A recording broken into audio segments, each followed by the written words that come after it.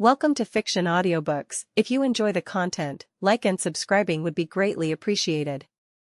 If you have any recommendations for novels, comment below.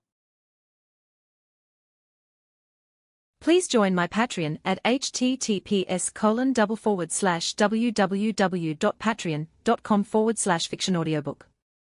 Chapter 315, Starting Instruction. That evening, Thea arrived at the small woods on time. Sure enough, the eager Damien had been waiting for her for a long time. Today I formally begin teaching you. Thea paused after speaking. Having been bustling about for several days, she hadn't really thought about what to teach Damien. Never having been a teacher, she hadn't even thought through how to teach. Is there anything specific you want to learn? Ask first, start from what he's most interested in, Thea mused. When you fought grandfather that day, you shifted left and right in a cloud of black mist. I really want to learn that move, Damien said hurriedly, seemingly having thought about this question. The brat has a good eye. Is he planning to walk the path of dual magic and martial arts cultivation? Thea pondered secretly. However, this spell indeed suited him. It didn't require high mana, but the requirements for agility and reaction speed were much higher. At least until Thea figured out Enchantress's teleportation principles, she could only rely on her own high reflexes to make up for the lack of mana manipulation skills.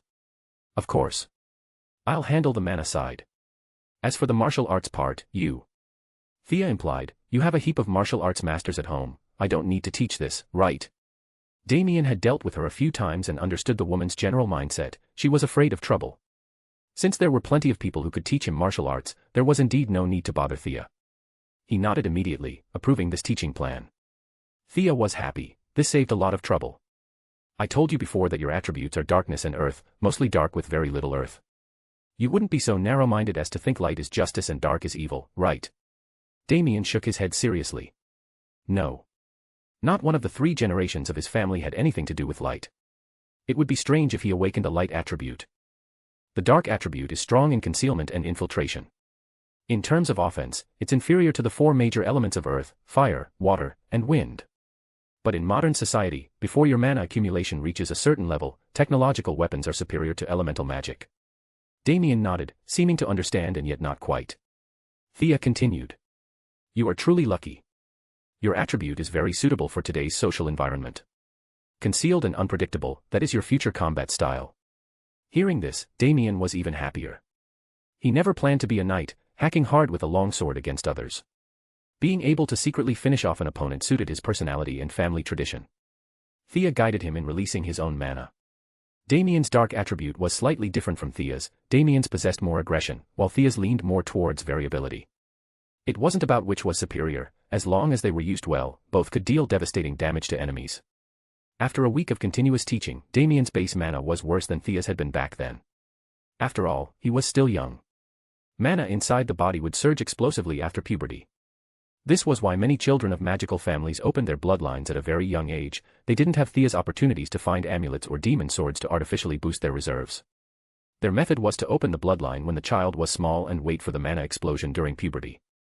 Although it carried certain risks, compared to the mana growth in adulthood, a little risk was acceptable. Damien could now stumble through casting a darkness spell. Of course, in terms of range and smoke density, it was far from Thea's, but the brat was so happy he was over the moon. Take this. Thea threw him a pitch-black longsword. It was the sword of Azrael seized in Gotham that day. She had used it for a while, but since the blade wasn't inscribed with a magic circle, it could only be considered a semi-finished product. Considering this was Thea's first disciple, which held great significance, Thea worked with Diana over the weekend to inscribe the magic circle of the original Black Mist dagger into this longsword.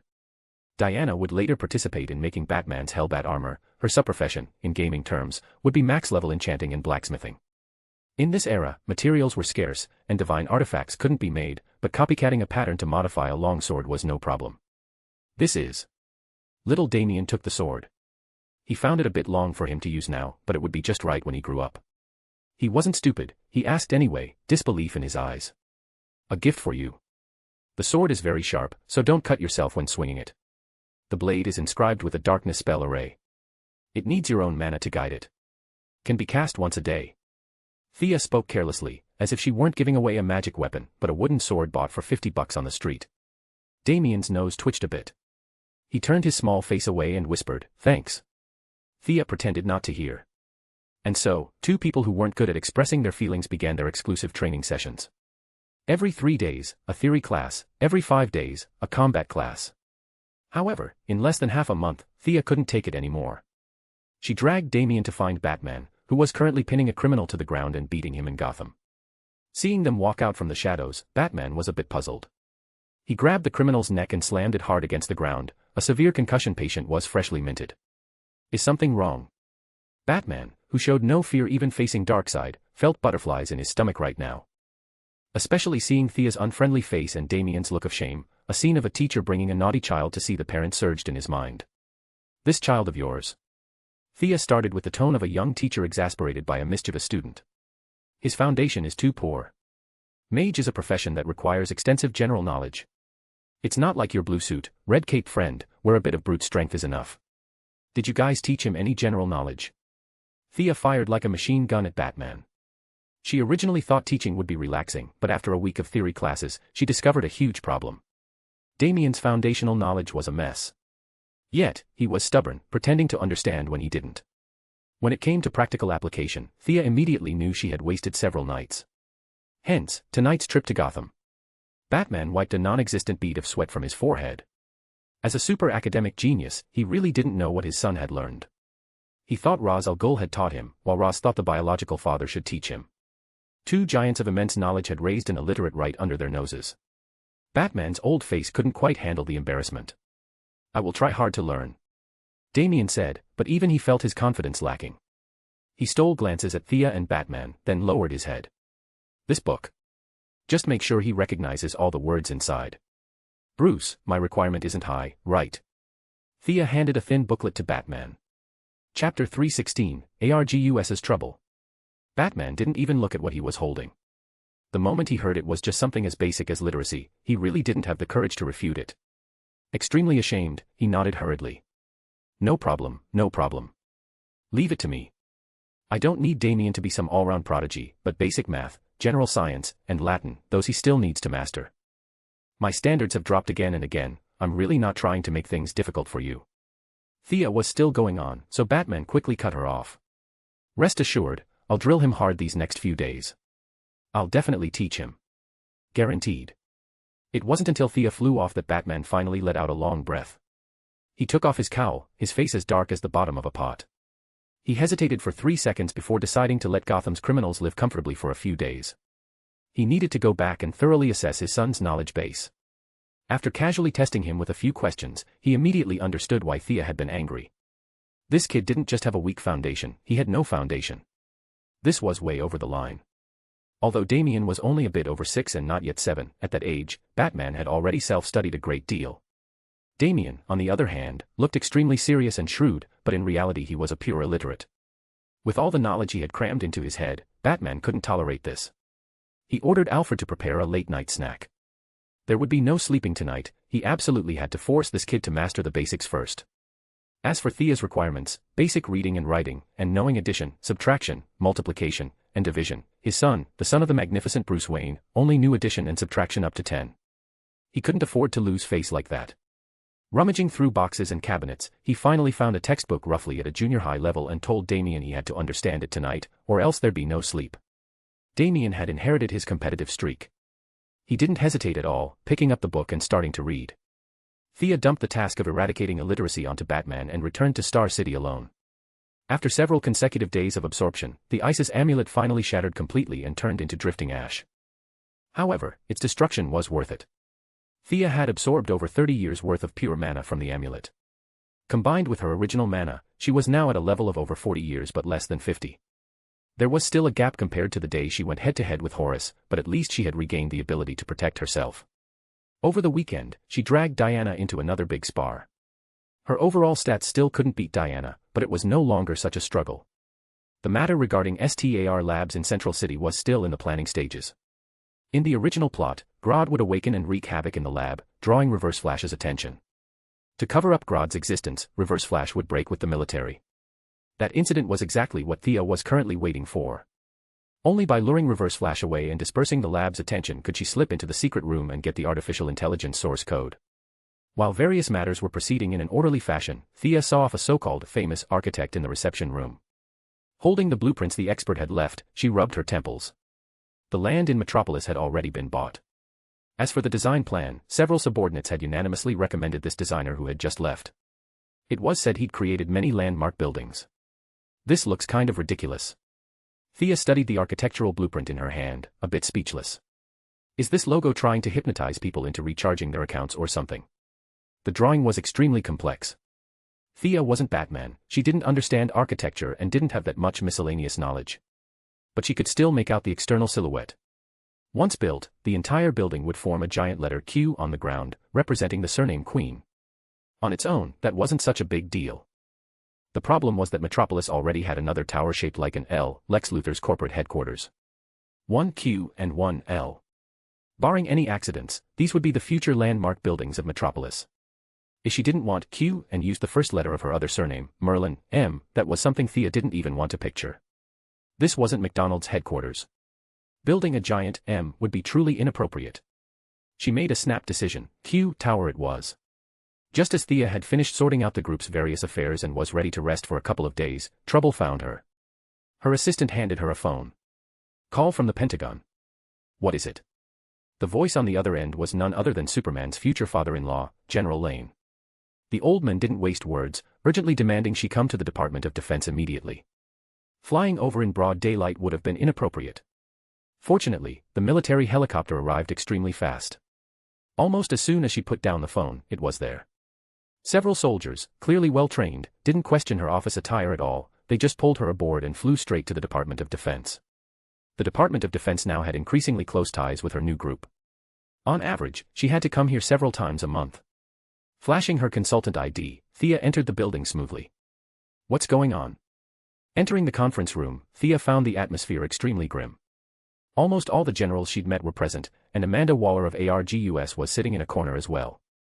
Amanda's expression was very strange, hovering between a smile and a non-smile. Take a look. Saying that, she turned on the display screen in the room. The figure on the screen was extremely blurry, likely partially restored using high-tech methods after the scene had been damaged. This thing isn't dead. Thea frowned as she looked at the pitch-black shape that resembled a malevolent ghost. Wasn't that Enchantress, whom she'd frozen a while ago? Without a host, she should have lost the ability to move. We suspect that during cryostasis, she and Dr. June Moon completed a deep fusion at some critical point. In other words, Dr. June Moon has already betrayed us. Amanda's tone was calm, as if she were talking not about her subordinate, but about some irrelevant passerby. You want me to take her down? Where is she? With ample mana in reserve now, Thea no longer feared Enchantress. Although this was just a hurried glimpse on camera, she could still tell that fusing with June Moon had been a last resort. That female doctor had 0 mana and would only drag Enchantress's power level down drastically. Don't be in such a rush, there's more. She has an accomplice. Amanda said, clicking on another video. Appearing in the video was a handsome young officer. He opened the cryostasis chamber door and released Enchantress. This man is Rick Flag. He's proficient with all kinds of modern weaponry and equipment. He's an elite soldier of ArrowVerse, and also Dr. June Moon's lover. It's unclear whether he did this out of love or under magical control. Watch what comes next, that's the real trouble. The young man named Rick Flag led Enchantress through the ArrowVerse prison. They carefully avoided the guards all the way and stopped in front of an ordinary cell. Enchantress walked in calmly. Less than 3 minutes later, a bald man covered in tattoos walked out of the cell with her. Chapter 317, Rescue. This man is named Chato Santana, codename El Diablo. He was originally a gang member, but later obtained these tattoos from somewhere unknown and gained the power to control fire. Amanda Waller, fearing Thea wouldn't understand, kept making introductions from the side. Thea listened to her explanation with a serious face on the surface, but inwardly, she was full of disdain. A bunch of amateurs. What, power to control fire? That was Hellfire, an ability granted by the demon residing within his body. This guy bore some resemblance to Ghost Rider from the Marvel Universe next door, but his strength was even worse than Ghost Rider's. After all, the entity possessing him was just an ordinary demon.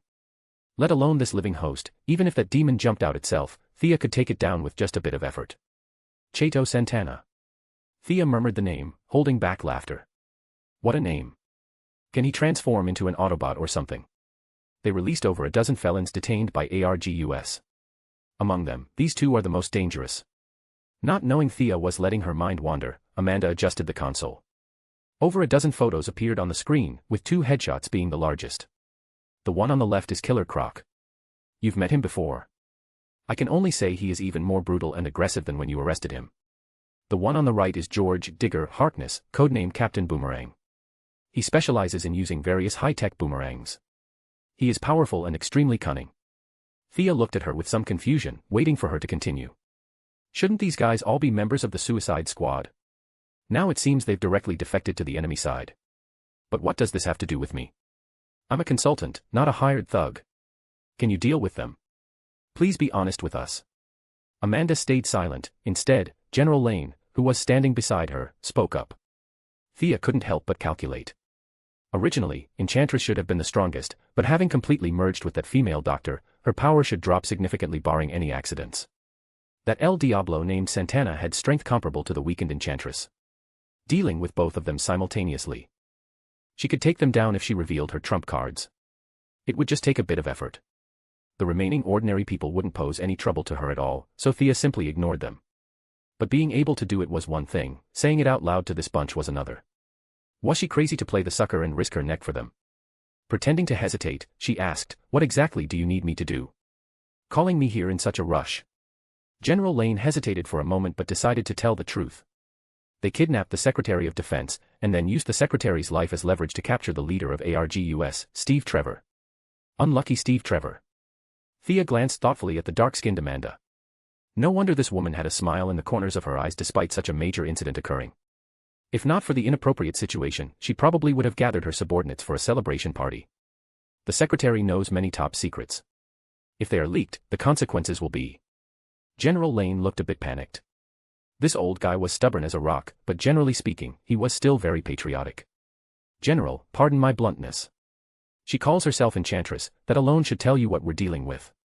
If she wants to, no national secret would be safe from her." Thea explained immediately. The matter of leaks would be troublesome and had to be clarified beforehand. The Secretary of Defense was just an old bureaucrat, his willpower might be in the negatives. Expecting him to resist Enchantress's magic was a pipe dream. General Lane knew this too, but he forced the words back down his throat. "We beg you, please rescue the Secretary. Just rescue him."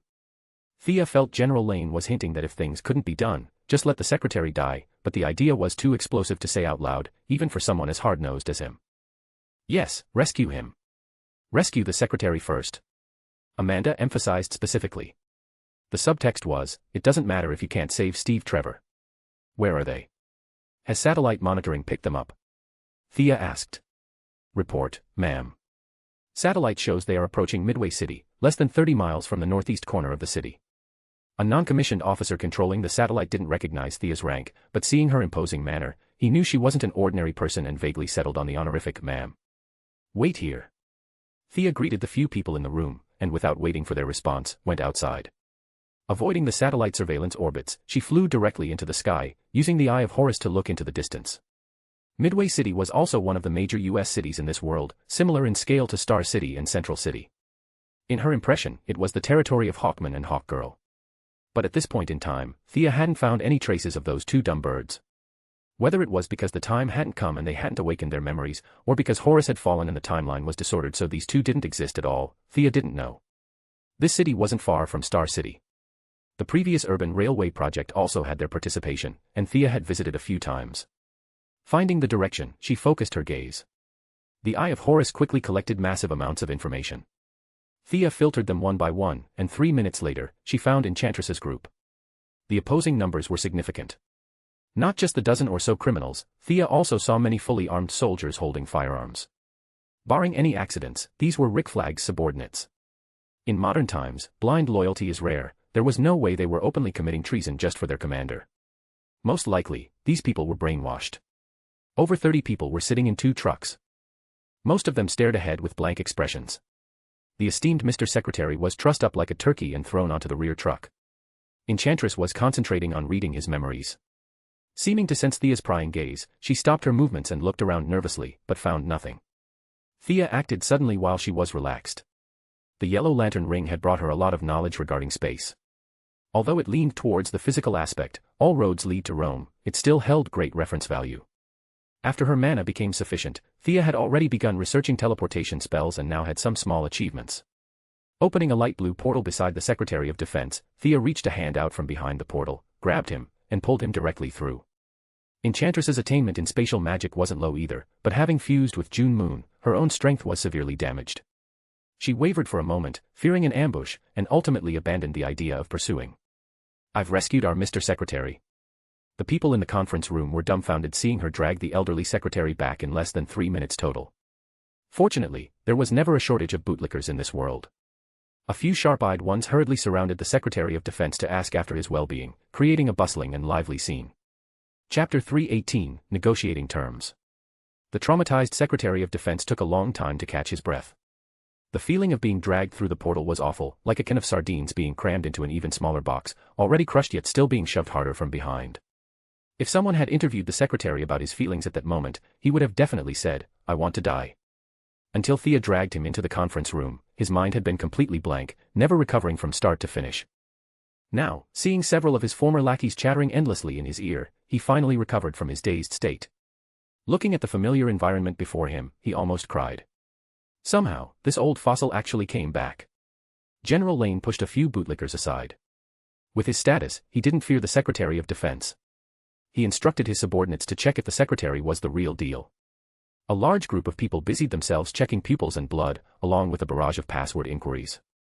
At this moment, Amanda pretended to be very serious, standing straight with a dark face, but inside, she was almost blossoming with laughter.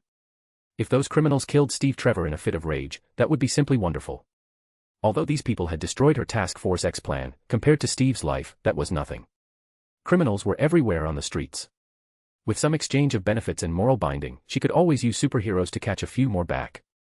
But there was only one Steve. As a national hero and the founder of ArrowVerse, his personal prestige was unmatched. Having fought him for so many years, Amanda knew too well that as long as Steve didn't commit treason, the country wouldn't touch him. The more she thought about it, the happier she felt inside. Knowing the occasion wasn't right, she still couldn't help but ask Thea softly, "Where is Steve?"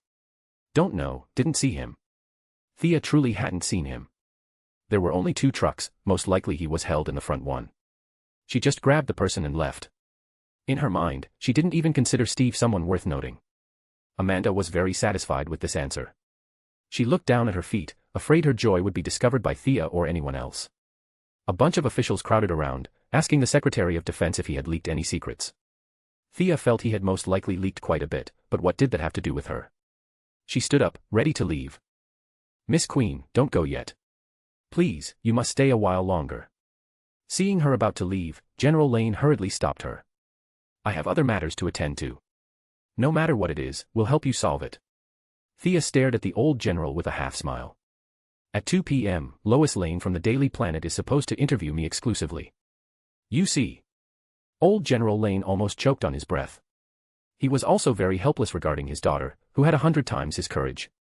But words had already been spoken, whether for public or private reasons, only he could handle this. "I'll call and explain to her." The old general ran to the side bitterly to make the call. Actually, Thea didn't really want to leave. Regardless of how much time it took, she was the one who brought the person back. For such a high-ranking official, she had to get some benefits before leaving. Compared to Parallax or Ares, Enchantress really wasn't much. Although General Lane had walked to the side, Lois Lane's voice still transmitted through the phone. Even from far away, Thea could hear the voice of this famous female reporter. Clark Kent once evaluated his wife's articles, saying they were as fierce as a tiger and could make your hands shake as you read them. In Thea's understanding, this meant Lois Lane was particularly fierce. Now, this notoriously fierce woman was chewing out her own father because General Lane had disrupted her interview schedule. General Lane presented facts and reasoned, talking in circles for a long time before finally putting down the phone and nodding to Thea. At this moment, a staff member whispered a few words in his ear. General Lane's brows furrowed. He thought for a while, then asked Thea, "Miss Queen, the Secretary's memory of being kidnapped is blank. Do you have any way to restore it?" "I'm just fast, I don't have those profound means." Thea refused flatly. Mind control, mind reading, these were abilities these politicians tabooed the most. Actually, 2 small spells, one mind control and one mind recall, could solve it, but Thea wouldn't admit she had this ability even if beaten to death. General Lane's expression relaxed ever so slightly, but soon he put on a pained face again, nodded, and went aside to figure out how to restore the Secretary's memory. For the time being, Thea settled down in the Department of Defense, occasionally calling her group or reading idle books. It had to be said, they actually managed to come up with a solution. They found, or rather captured, 3 expert hypnotists to hypnotize the Secretary separately. The final comparison results frustrated this group greatly. The secretary had spilled more than half of what he should and shouldn't have said. Except for the nuclear weapons still under presidential control, the other party had pretty much got hold of all the remaining conventional launch codes. Coupled with Rick Flag, an elite soldier leading the way, finding a few intercontinental ballistic missiles wouldn't be difficult. The few guys who were flattering the secretary earlier all fell silent. If an ordinary person were responsible for even a tenth of this leak, they could be shot directly without trial. But right now, he had the highest rank in the room. Several people were unsure whether to control him first or report to the government first. I voluntarily suspend my duties. General Lane will handle all subsequent matters temporarily. Having dealt with politics for half his life, the Secretary of Defense knew his situation too well. Although he was extremely reluctant to give up power, at this moment, he could only announce he was temporarily stepping down, as if he were attending his own funeral. Regarding his so-called temporary handling, the guys with qualifications to compete for the secretary position all had their own understandings. Who the president would nominate later required private maneuvering, but this old guy's career was basically over. If no major consequences occurred, maybe he could scrape by with a stable retirement. If the consequences were serious, whether he'd even live to see tomorrow was another question. General Lane, temporarily handling the aftermath, assumed command without declining. He pondered for a few seconds, feeling he still had to rely on Thea as the main force. Miss Queen, does your new group need any help from us recently? So this is how they negotiate terms. Thea watched helplessly as the whole situation quietly shifted. The secretary she saved abdicated directly. This made her a bit depressed. Damn it. I still lack experience. I should have negotiated terms before saving him. General Lane choosing to lay his cards on the table and negotiate with her now was actually a very smart move. The new secretary was undecided. If the conditions were too high, he might not even keep the position, and promising empty words would be useless. If the conditions were too small, Thea would lose out. Quite cunning. Thea rejected several plans in succession, weighed them repeatedly, and finally stated her condition. Queen Consolidated has big ambitions in high-tech and clean energy. We hope to be able to inject capital into the Red Room Laboratory. Chapter 319, The Elite Squad. Red Room Laboratory. It wasn't just General Lane, several other hopeful successors bowed their heads in thought. The Red Room Laboratory collected all the extraterrestrial technology the U.S. had found around the world over the years. Dr. Silas Stone provided them with some results in civilian technology annually, but he always dragged his feet regarding the advanced weaponry they strongly demanded. Both the Pentagon and the White House were very dissatisfied with this. Kicking the Red Room Laboratory out of Washington this time was partly intended to beat some sense into him. Thea had previously investigated the lab's recent move to Detroit. The situation was definitely not good. There were huge deficits in funding, personnel, and venue. Dr. Silas Stone went around begging for alms, but kept hitting dead ends. The doctor thought it was an economic problem, but in reality, it was a very obvious political problem. Thea simply wanted to use this event to plant a long-term foothold inside the laboratory. Thea's wording was also very particular. She said, inject capital, the subtext being that she wouldn't occupy the dominant position. This was acceptable to the military men. Lane exchanged glances with the few most senior and hopeful candidates. This condition wasn't too big or too small, it fell exactly within their acceptance range. They all gradually nodded. Regardless of who the future secretary would be, this counted as a collective opinion. The Department of Defense accepts Queen Consolidated's goodwill. Working together, we will surely defeat all enemies. General Lane made the decision on the spot. We agree to this, on the premise that you must join hands with us to resist the enemy. Thea naturally had no objections. She put away her notebook and took off her plain glasses. What do you want me to do? General Lane didn't quite know what to do either. Having temporarily taken over this position for less than a minute, he already felt a mountain of pressure bearing down on him. Unable to sort out his thoughts for a moment, he could only say vaguely, must stop them, from provoking a war. Thea nodded. She knew he had no idea, but she didn't point it out. Anyway, if you guys have no ideas, I'll just wait. I'm not the one who's anxious. General Lane was very satisfied with her attitude. He inadvertently saw the black woman, Amanda Waller, and an idea immediately formed in his mind. Commander Amanda, regarding the rescue of Steve, we still need ArrowVerse's assistance. Does ArrowVerse have any good methods? We can communicate. Amanda, who usually ran all over the world and flew around the globe 3 times a day, hadn't gone anywhere today. She had been waiting on the Department of Defense's bench for the men's inquiry. She wished Steve would kick the bucket right now, immediately, this instant. Rescue. Are you kidding? But the honest truth couldn't be spoken. Besides, even if she had a method, she wouldn't say it. For every minute delayed, the chance of Steve dying increased by a fraction. The black-hearted woman pretended to be very weak, shaking her head, her voice even choking up a bit. My mind's a mess, I have no solution. General Lane was in a mess himself, so he didn't pay attention to her petty schemes. He nodded and went to discuss with his pile of think tank subordinates. Where's Batman? Usually, he's essential for this kind of thing. Seeing no one around, Thea asked Amanda in a low voice. Don't know. His phone line was cut. He hasn't been seen in Gotham for 3 days, and we haven't been able to contact him. Mentioning this, Amanda was also a bit puzzled. Several agents undercover in Gotham's mob family said no one had seen Batman. This matter reeked of strangeness. Thea chuckled inwardly. Master Bruce is most likely holed up somewhere, teaching Damian basic academics. For his son to have a bright future, he even stopped his crime fighting, which he had persevered in for years. Being a parent really isn't easy. She didn't lament for long before General Lane walked back. Organize an elite squad to assault the enemy and wipe them all out. Can you do it? Thea thought for a moment. She shouldn't get too deeply involved in this. If Steve died, whose fault would it be? If secrets leaked, whose fault would it be? She would only act as a helper, she absolutely wouldn't lead the team. I'm only responsible for those 2 supernatural guys. The regular troops and the aftermath are on you. Lane agreed very readily. This was about the same as their plan. He looked at Amanda again. ArrowVerse must contribute too. How many candidates are left in your previous Plan X? I've approved the plan. Implant bombs in all of them and send them out. This wasn't a discussion but an order. As a subordinate agency of the Department of Defense, Amanda had to agree. She replied briskly, understood, General. Since she was participating in the operation, she certainly couldn't wear office clothes to fight monsters. Thea chose the lantern ring transformation this time.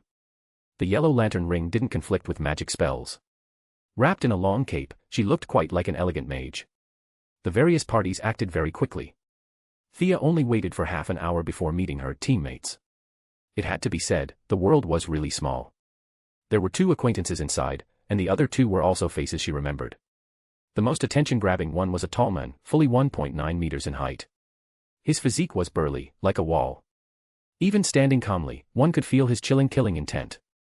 This person was Slade Wilson, codename Deathstroke, whom Thea had fought on Purgatory Island, Lien Yu. He was a partner who was both teacher and friend to her own brother, Oliver. Just seeing him appear at the Department of Defense now with both eyes intact, one could guess that without Shadow stuck in the middle, his friendship with Oliver hadn't broken. The other acquaintance had a very ugly expression. It was Harley Quinn, whom Thea had arrested in Gotham. Barring any accidents, she was the one controlled by an implanted bomb. General Lane gave her a brief introduction. He pointed to the 2 men on the left first. These 2 are internationally famous mercenaries. The tall one carrying 2 swords is Deathstroke. The shorter, dark-skinned one is called Deadshot. Deadshot. Thea sized up this guy who was debugging his firearms. This guy was dragged into this matter as a mercenary rather than a criminal this time. Thinking about it, it's actually kind of amusing. Wonderful-amusing. On the other side are these 2 women. You might have seen Harley Quinn. The other one is an ArrowVerse agent, codenamed Katana. Thea couldn't help but look at Katana, who was wearing a white mask and Japanese-style half-body armor. The Yamashiro couple. They were also Oliver's good friends. Calculating the dates, this should be the time point where her son passed away and her husband joined the League of Assassins. Amanda actually sent her out right after she lost her son. That was truly cold-blooded. At least let her rest for a few days. Kid, what skills do you have to make us wait for you? The first to speak was Slade Wilson, Deathstroke, who faintly acted as the leader of the group. Thea wasn't wearing that red outfit today, so he didn't recognize her. Kid? Kid my ass. Slade was impressive in intelligence, skill, and bearing, but his only flaw was liking to act the senior, calling everyone kid. Thea was a bit annoyed. Ra's al Ghul was over 800 years old, calling Thea young person was completely acceptable. But who do you think you are, Slade? Chapter 320, Airborne. Originally, she didn't want to pay them any attention, she just wanted to reach the destination and complete her mission. But the moment Slade spoke, the others turned to look at Thea. Their eyes held suspicion, and even General Lane was staring at her. Thea knew she had to show off a little skill. You want to see? Then I'll let you see your fill. She pulled the Book of Parallax from the void. The appearance of the massive, golden-yellow book immediately attracted everyone's gaze. What is this? My body.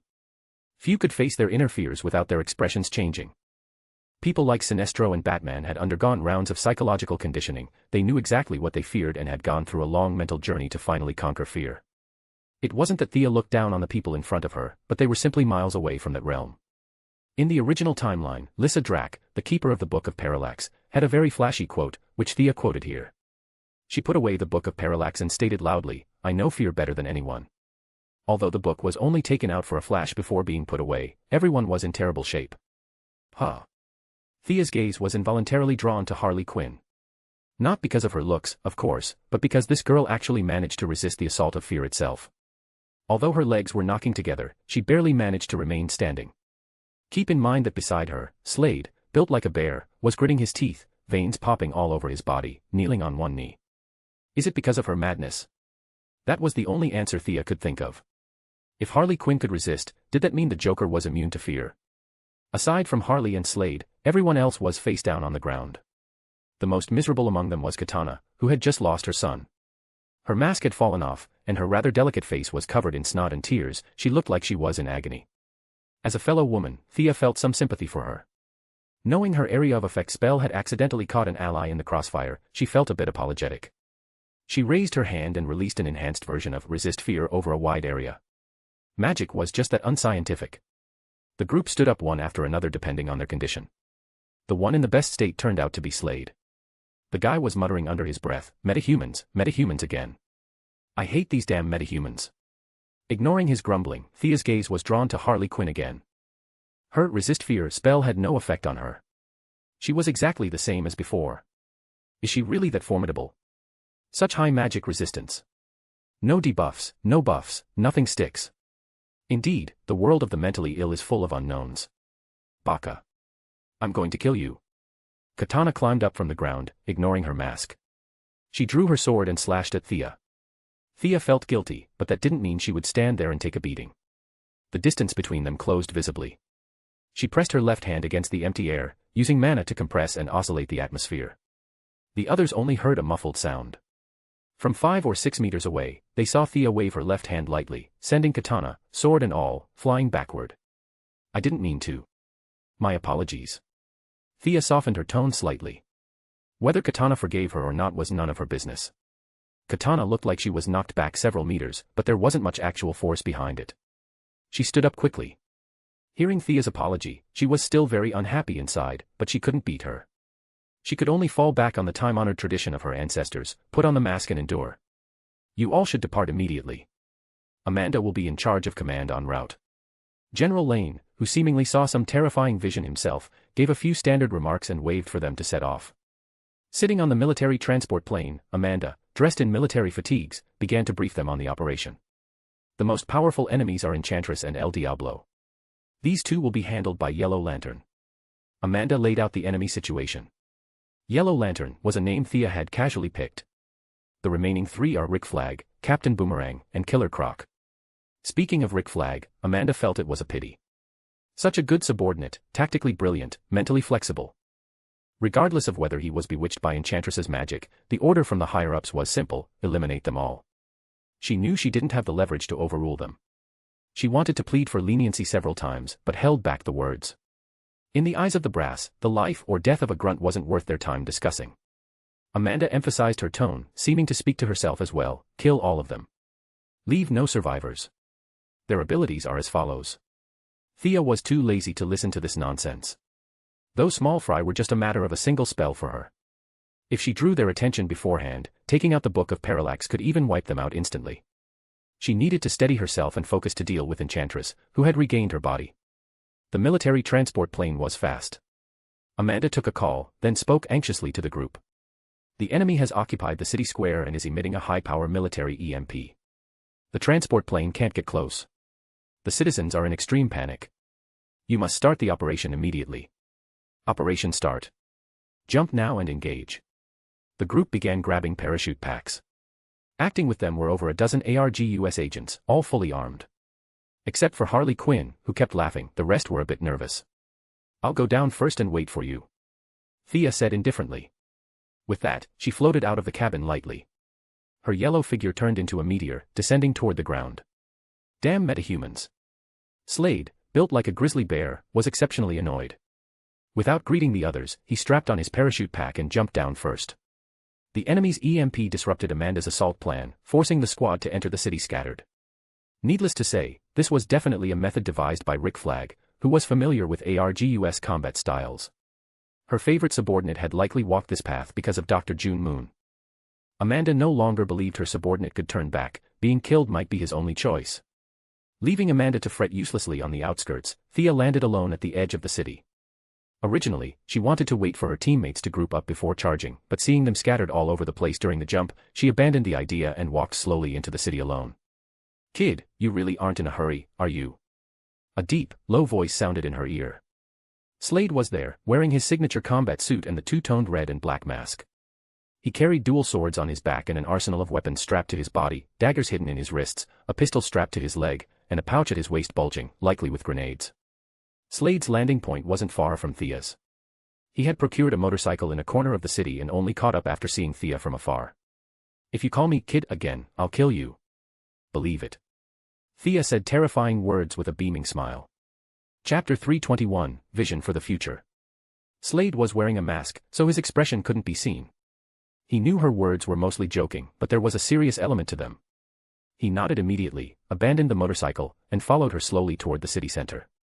His thinking was simple and smart. The squad had entered the city in a scattered formation. If he was unlucky enough to be surrounded, even with his exceptional skills, it would be troublesome. Following this yellow-clad person whose limits he couldn't gauge was a very wise choice. Thea could guess most of what he was thinking. If he wanted to follow, let him follow. Now that her strength had grown increasingly overwhelming, Thea wasn't so concerned about so-called memories. Slade was impressive in every respect and had great charisma. If she could recruit him as a subordinate, he would be an extremely strong helper. Bang. Bang. Pistol and rifle shots rang out simultaneously. Two gunmen jumped out from the front left and front right at the same time, opening fire fiercely at the two. Just as Slade wanted to dodge, he saw Thea casually manifest two yellow barriers, blocking the bullets effortlessly. The two gunmen were a bit stunned, wanting to see clearly what this thing was, but they met Thea's gaze head-on. Now increasingly proficient in the use of fear, Thea could use the Eye of Horus to inject fear emotions directly into the opponent's mind at will. This wasn't a spell, from certain angles, it was more like an instinct. Digging deeper, her eyes could now be called the eyes of fear of Horus.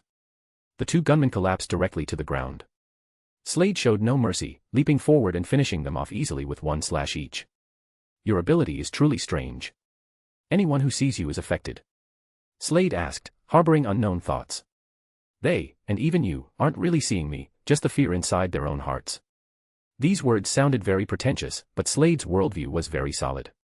He felt these words were too idealistic and metaphysical. This is an illusion technique, right? He was still trying to use things he could understand to explain the mysterious stuff about Thea. This is purely emotional power.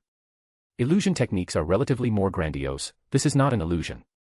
As she spoke, Thea also gave him a quick demonstration of her speed. Among all the lanterns, the yellow ring was the fastest. Slade only felt a blur before his eyes, Thea had already gone back and forth several times. Lying between the two were 4 or 5 criminals in black clothes and fully armed soldiers. This is...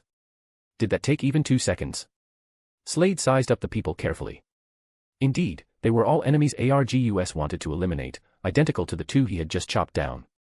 "Looking at you, you've been enhanced too, right? Human modification." Thea clapped the dust off her hands and asked casually. "It's a human enhancement serum." Slade answered very cautiously. It wasn't hard to see that his physical abilities exceeded human limits, but he wasn't prepared to share detailed content. So this guy still injected Mirakuru. Did he leave Lianyu early? Thea felt her guess was mostly correct. This person was very self-centered, unlike Oliver, who was such a saint. He wouldn't save people just because he saw them suffering, his moral character wasn't that high. Because of his departure, Oliver still didn't escape the fate of falling into Amanda's hands. The Court of Owl's eyes and ears in Hong Kong had also passed along some news. Their reports mentioned ArrowVerse having 3 agents fight American extremists in Hong Kong. Barring any accidents, these 3 were Thea's older brother Oliver and the Yamashiro couple. You could say Slade and the Japanese woman codenamed Katana had crossed paths with Oliver one after the other, but neither of them knew the other. Fate was truly wonderful. What are you laughing at? Do you think my power is too weak to catch your eye? Slade thought Thea was mocking him. No, you're too sensitive. I appreciate you. You have brains and boldness, you know what you need. But your vision is a bit narrow. You only see this tiny patch of ground in front of you. You don't know how big the universe is, how many intelligent lives there are. You only see Earth, you only see those dollars. Thea's words were blunt, but Slade ignored her sarcasm. He grasped the core of Thea's words, beyond Earth. Are there really aliens? What do you think? Thea retorted with a half-smile. The atmosphere between the two was a bit dull. As Thea's strength increased, she urgently needed to make her own voice heard on the world level. Her public hero identity couldn't be discarded, but she also needed some helpers in the dark to do things inconvenient for her. The Court of Owls had many internal contradictions, and since she could only remote control them, their help to Thea was growing more and more limited. She urgently needed some subordinates who could help her do things, but she also had to prevent these people from biting back. The method she thought of was the Yellow Lantern Corps. Thea envisioned recruiting 10 subordinates. Among them, 3 with stronger power would directly accept rings from the Yellow Lantern Corps. The current candidates were Deadman and Grodd, with 1 more undecided. The remaining 7 would serve as guards and enforcers on Earth. They would accept rings crafted by Diana in imitation of Thea's Yellow Lantern ring, possessing some abilities of the main ring and controlled by Thea. Among these 7, the first current candidate was Slade Wilson, Deathstroke. Slade's martial arts were considered good among Earthlings, but in Sinestro's eyes, they were nothing. Conversely, Grodd was much more powerful. Long range, 0 cooldown, 0 consumption mind control, without prior precautions, few could withstand the gorilla's mind control. Of course, this was just a plan. Thea needed the absolute elite. If Deathstroke wasn't willing, she wouldn't force him. After all, there were too many candidates in this world. To gain power, there were plenty of people crying and begging to cling to her. Slade didn't refuse her recruitment, but he didn't agree either. He needed to carefully weigh the pros and cons. Swish, swish. Sounds rang out. A silver-white metal boomerang flew toward the two. Thea manifested a yellow barrier to block the opponent's sneak attack. It's Captain Boomerang. I'll deal with him. Slade said, then chased after Captain Boomerang, who was preparing to flee after the failed sneak attack. This target was just right for him. He definitely couldn't beat the 2 supernatural guys. Killer Croc looked over 3 meters tall with infinite strength. He didn't want to waste that effort either. Captain Boomerang was just an ordinary person who could play with darts. Taking his head back to report would count as completing this mission. Slade left alone. Thea continued deeper into the city center. Before long, she heard continuous gunshots. She looked up and saw Deadshot engaging in a shootout alone against Rick Flag and 7 or 8 other gunmen. This guy handled firearms with ridiculous ease. He was clearly just one man, but his firepower was extremely fierce. The high-power silenced pistols on his wrists fired violently, even managing to suppress an entire group by himself. Thea watched for a couple of seconds and then stopped paying attention. Chapter 322, The Ultimate Construct. The other battlefield involved the 2 ladies fighting the brainwashed Killer Croc. Harley Quinn had been extremely unlucky, parachuting right into the city's canal. Before she could figure out what was happening, she was ambushed by Killer Croc. However, Harley's skills were impressive, and she had some enhancements. In the critical moment, she stuffed her baseball bat into Killer Croc's maw, then whipped out her pistol and fired furiously. Killer Croc was much larger than when Thea had last seen him. His atavism was becoming increasingly obvious. Unless someone pointed it out, you'd never guess this thing used to be human. Hit continuously by bullets, he went into a frenzy, grabbing Harley's arm and attempting to smash her to death. Fortunately, at the critical moment, the Japanese woman, Katana, arrived. Using her skillful martial arts, she saved Harley, and the 2 supported each other in a double-team battle against Killer Croc. Looks like everyone's engaged. I'm the only one left. Muttering to herself, Thea flew up, rapidly approaching the city center square. Barring any accidents, Enchantress and El Diablo would be there. You again. Government lapdog. Seeing Thea again, Enchantress instantly recognized her by her aura. Nice fusion. You speak American English really well. Thea teased. When she rescued the secretary last time, it was just a hurried glimpse, only now did she have the time to look closely. The specific process was unknown, but the scenario could be guessed. Dr. June Moon's body couldn't withstand absolute zero, while Enchantress had the magic but lacked the vessel. In their despair, the 2 completed an extremely deep fusion, a comprehensive merging of mind, body, and soul. They were no longer distinguishable from each other. This was probably why Rick Flag finally made up his mind to walk this path of treason for his lover.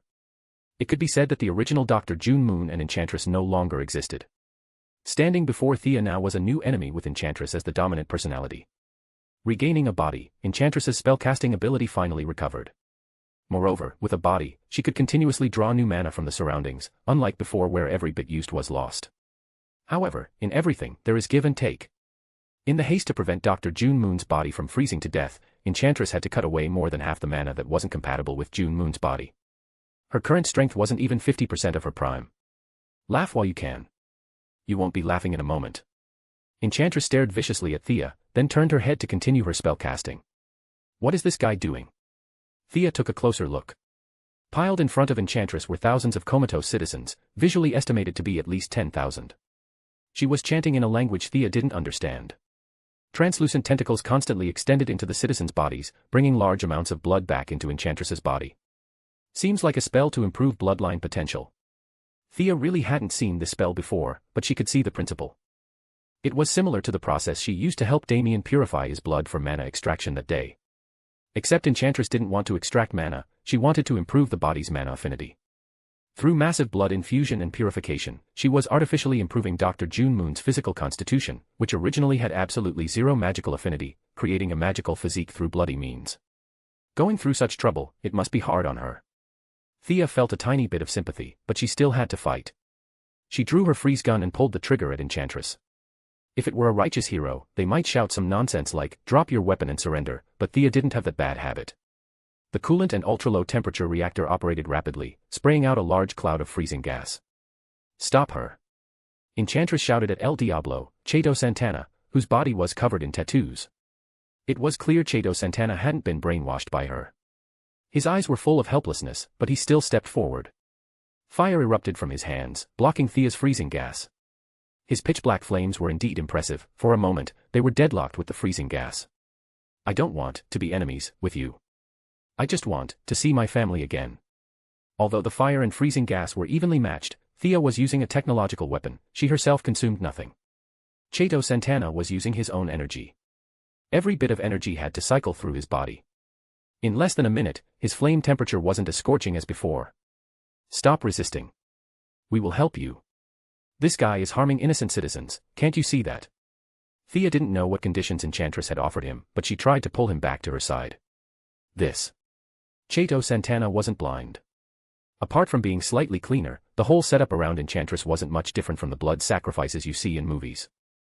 Think about the family you accidentally killed. Once I recover my power, I can let you see them again. Having regained a body, Enchantress wasn't as silent as before. Thea spoke of public morality, she spoke of personal interest. Chato Santana pondered repeatedly and finally gritted his teeth, making up his mind. He said to Thea, "I'm sorry. I have to stop you." What a joke. You think you can stop me with the power of that low-level demon? Thea's eyebrows raised. If Trigon said this, she'd believe it, but the nameless demon inside Chato Santana wasn't even worth mentioning. Let me show you what a real demon is. One former gangster, one African which sealed for hundreds of years, Thea prepared to let them witness a true demon. The yellow lantern ring operated at full power. Massive amounts of fear energy were manifested by the ring and amplified 10 even 100-fold. Deep yellow smoke swirled over the square. Enchantress and El Diablo both gazed intently. As the smoke dispersed slightly, the first thing to catch their eyes was a pair of curved horns, exuding a deep demonic aura and resembling those of a ram. The eyes were filled with soul-stealing light of fear, and it seemed as if sulfur were dripping from the manifested mouth. Long, slender arms were equipped with wrist blades. The demon seemed very dissatisfied with the smoke. It pushed its hands outward with force, dissipating the smoke instantly. The demon walked out slowly, its reverse-jointed hoof stepping on the ground, its massive tail constantly whipping the surroundings. It clearly didn't like this environment either. Huh. Thea let out a soft exclamation. She had intended to construct the bulky version of Diablo you see in games, but perhaps because she herself was female, what appeared instead was a slender, feminine Diablo, more like the Primeval's Leah form. However, using fear energy to construct the Lord of Terror was truly a perfect match. It moved like an extension of her own body. The two complemented each other. Thea even felt her understanding of fear reaching an even deeper level. This was incredible, keeping in mind her understanding of fear was already unmatched, now it seemed she was making even further progress. Chapter 323, Domination. Flying into the body of the manifested demon god, the two merged seamlessly, as if they had always been a single entity. Dealing with these two guys didn't require such a massive height, so Thea compressed all that power into detail instead of size. Every line and every muscle on the demon god's body was lifelike. The manifested demon god's 10-meter-tall body took a step forward. The immense power caused the ground within half a kilometer to tremble. Roar. As if to vent the exhilaration in its chest, the demon god spread its arms and roared at the sky. Heat waves expanded in all directions. The temperature on the square surged visibly, moisture in the air evaporated rapidly. A single breath filled your nose with the stench of burning sulfur. The hair of many unconscious citizens even began to curl. What is this? Enchantress might simply have felt that it was powerful, but El Diablo, Cheto Santana, felt it far more keenly. This was a high-ranking demon from hell. He couldn't tell exactly how high, but judging from the way the demon inside him was trembling, it had to be near the top. I gave you a chance, and you threw it away. Who gave you the gall to play with fire in front of me? Let me show you what true hellfire is. Thea's voice came from the demon god's mouth. Her originally beautiful and crisp voice sounded like it had been sawed through. Every word she spoke carried a harsh, hissing static. Fire tornado. The ferocious demon god hugged its arms together, gathering a large mass of emotional energy. Thea, whose mana had now greatly increased, injected massive amounts of fire and wind attribute mana into it. Injecting mana into the emotional energy mass was like throwing a match into a vat of oil. The two different attributes of mana instantly sent the energy surging out of control. The demon god grinned, revealing a terrifying smile. With one hand loosely gripping the energy mass, it hurled it at the enchantress, who couldn't move from her spot.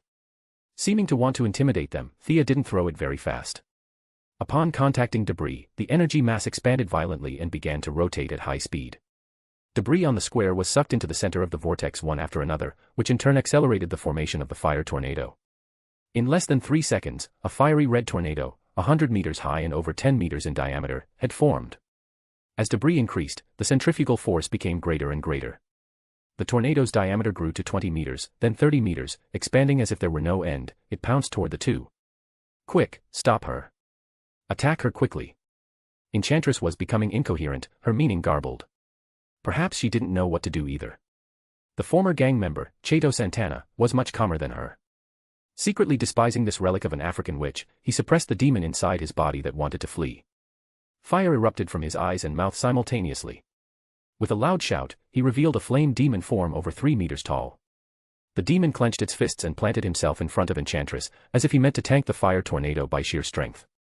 Fool. Thea scoffed at his action. Just looking at his constantly leaking energy, she knew he hadn't studied this demon transformation at all. Wanting to carry the power of hell with a mortal body. Keep dreaming. If it were that simple, why would ancient mages study magic? Why not just grab a demon and stuff it into their bodies? Not only could this guy not control the overflowing energy, but he also wanted to use this transformation, whose combat power was dropping every second, to block a fire tornado. Thea didn't know what to say. Let alone him, even Thea, the caster, couldn't control the fire tornado right now. Demon spells had always been like this, they never cared about consequences. Use as much power as available. As for environmental destruction and other issues, those weren't in their dictionary at all. The ignorant and fearless Cheto Santana now stood bravely in front of a fiery red tornado hundreds of meters tall, its width stretching beyond the edge of his vision. At the critical moment, he suddenly realized a problem. School had never taught him how to stop a tornado. It was too late to go back and ask his school teacher now. He could only plant his feet firmly on the ground, muster all his mana, and go head-to-head with the tornado. Thea, manifesting Diablo, almost laughed out loud seeing the scene through the demon god's eyes. This guy assumed a posture of holding up the sky with both hands. No matter how she looked at it, he looked like a complete moron. It was simply the height of stupidity. Then, under her gloating gaze, Cheto Santana was instantly swept inside. Not only did he fail to stop the tornado, but his continuously overflowing mana actually ended up feeding even more power into it. Her reinforcement hadn't helped at all. Placed before Enchantress was a dilemma: abandon the citizens on the ground, or tough it out. She made her decision quickly. She chose to tough it out. Using all her mana, she summoned a pitch-black tornado rotating in the opposite direction to Thea's, trying to bleed off some of its wind speed. Then, she set up 3 earth walls, 10 meters high and over 5 meters thick, directly in the path of the tornado's invasion. Humph, looking down on me. Fine, let's do this the hard way. Thea didn't know why the opponent didn't teleport away but chose to tank it. This was very illogical. Was it that this constitution-improving spell could only be used once, or was it her greed at work, not wanting to give up the blood essence already in hand? Thea didn't know, but she knew that if the opponent didn't run, she could switch to a more powerful move. The manifested demon god took a deep breath. All the overflowing energy and emotion in the surrounding air were sucked in. Countless energies converged in its mouth. This time, Thea didn't hesitate. She added all 4 of her attributes, light, dark, fire, and wind, into the mix. The demon god leaned back forcefully while absorbing energy, then thrust forward violently, spraying the energy gathered in its mouth out in a beam. Alternating flashes of red and blue, a massive lightning bolt over 2 meters in diameter shot out fiercely. The attack speed this time was extremely fast, so fast that Enchantress was caught off guard. Even though it had been fired later, the lightning breath overtook the fire tornado and slammed straight into the earthen walls Enchantress had raised. This move was a channeled skill, not a one-off deal. Thea continuously controlled the manifested demon god to add new energy into the lightning breath. The lightning beam struck Enchantress's earth wall, the first layer was pierced instantly. Enchantress was greatly alarmed. She hurriedly poured mana frantically into the second wall, attempting to stabilize the defense line.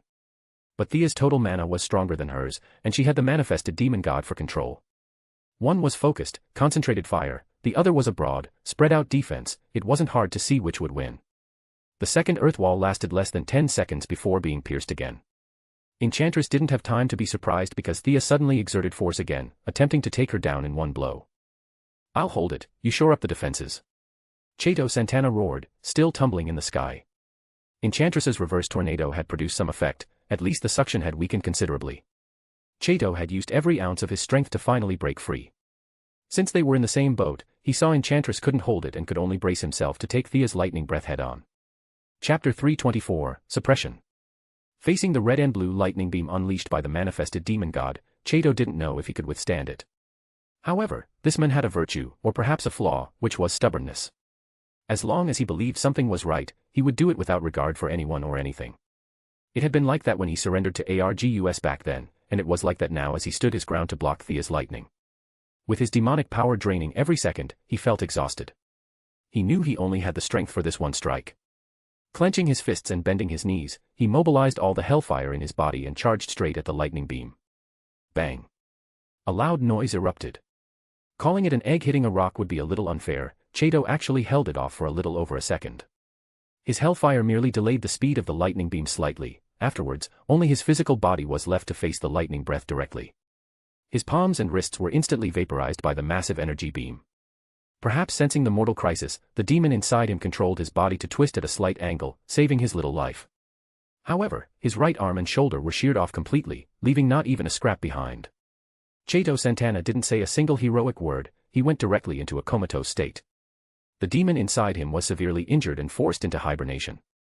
Fortunately, his valiant resistance did consume a significant amount of the lightning beam's energy, while also buying time for Enchantress to regroup. She didn't take it head-on this time. Instead, she opened a massive portal directly in the lightning beam's path. Massive amounts of lightning energy poured in. Enchantress gritted her teeth to maintain the portal so it wouldn't be burst open by the energy. It took a full 5 seconds to shunt the entire beam away. Where it ended up, she had no time, or desire, to find out. Portals can be used like that. Thea was just getting started with spatial teleportation. Seeing this scene, she had to express her admiration. Demon magic was always like that, spectacular going out, almost impossible to reel back in. If their positions were swapped during that lightning breath just now, she could only have run, taking it head-on wouldn't have worked. This strike cost the manifested demon god a lot of energy. Its original 10-meter height shrank by half, leaving only 5 meters. Thea consumed emotional energy, so her own loss wasn't significant. Enchantress opposite her wasn't so lucky. She was already maintaining the ritual circle beneath her, and then was forced to use full power to open the portal. The backlash from the ritual and the intense consumption of mana greatly aggravated the latent damage to her body. After all, the original owner of this body, Dr. June Moon, didn't have a magical constitution. Forcibly using mana like this caused immense wear and tear on the original body. She had looked like a woman in her early 30s, now she seemed 20 years older, face lined with wrinkles, hair dry and yellowed. This was the rejection reaction between mana and the body. Suppress her. Thea gave the order to the manifested demon god in her mind, while she drew the demon sword and flew to the comatose Chato. She stabbed down. No reaction. She stabbed again. Still no reaction. Does this sword not work on demons? Thea had to consider this possibility. The blacksmiths who'd forged the demon sword were, it seemed, very loyal. It refused to hurt its own kind. Refusing to accept that, Thea stabbed him twice more. Only when the comatose Chato Santana started vomiting blood did she finally confirm, this sword was ineffective against demons. This also indirectly explained why Ras Al Ghul, for all his cunning, had made no progress with the sword in hundreds of years. Because it was ineffective against demons, yet Ras Al Ghul could only come into contact with demons. Thea put away her gloom. If the guy on the ground won't do, the enchantress over there should work, right? She didn't enter the construct's body again. Splitting part of her mind to control it, she intended to fight 2-on-1 and finish her off quickly. Holding the 1.5-meter-long sword in one hand, Thea cast Wind Walk on herself. Fast as lightning, she crossed the distance of less than 100 meters in an instant.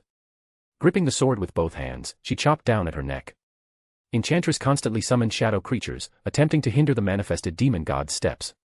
Some were shadow leopards and shadow snakes that Thea knew herself, but she also summoned many strange shapes that were clearly not creatures of the material world. Relying on sheer numbers, she actually managed to stall the manifested demon god for a moment. Its strength had been halved, and without Thea's full attention it was no longer under tight control.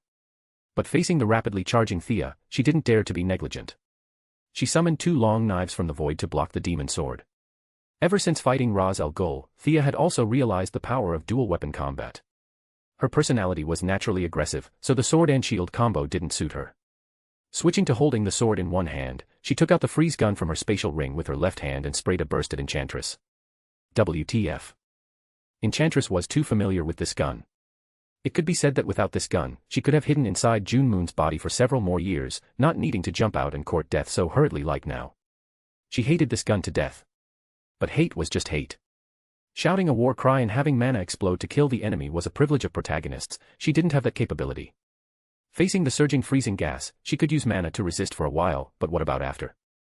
Through merging with June Moon's soul, she also understood that this was a technological society.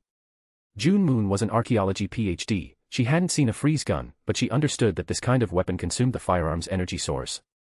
Using her own mana to consume the opponent's tech weapon's energy, thinking about it any way you looked at it, was a stupid trade. The fire tornado in the distance had been slowed by her spell and wasn't as fast as before, but it was still slowly approaching. Enchantress didn't have time to think in detail.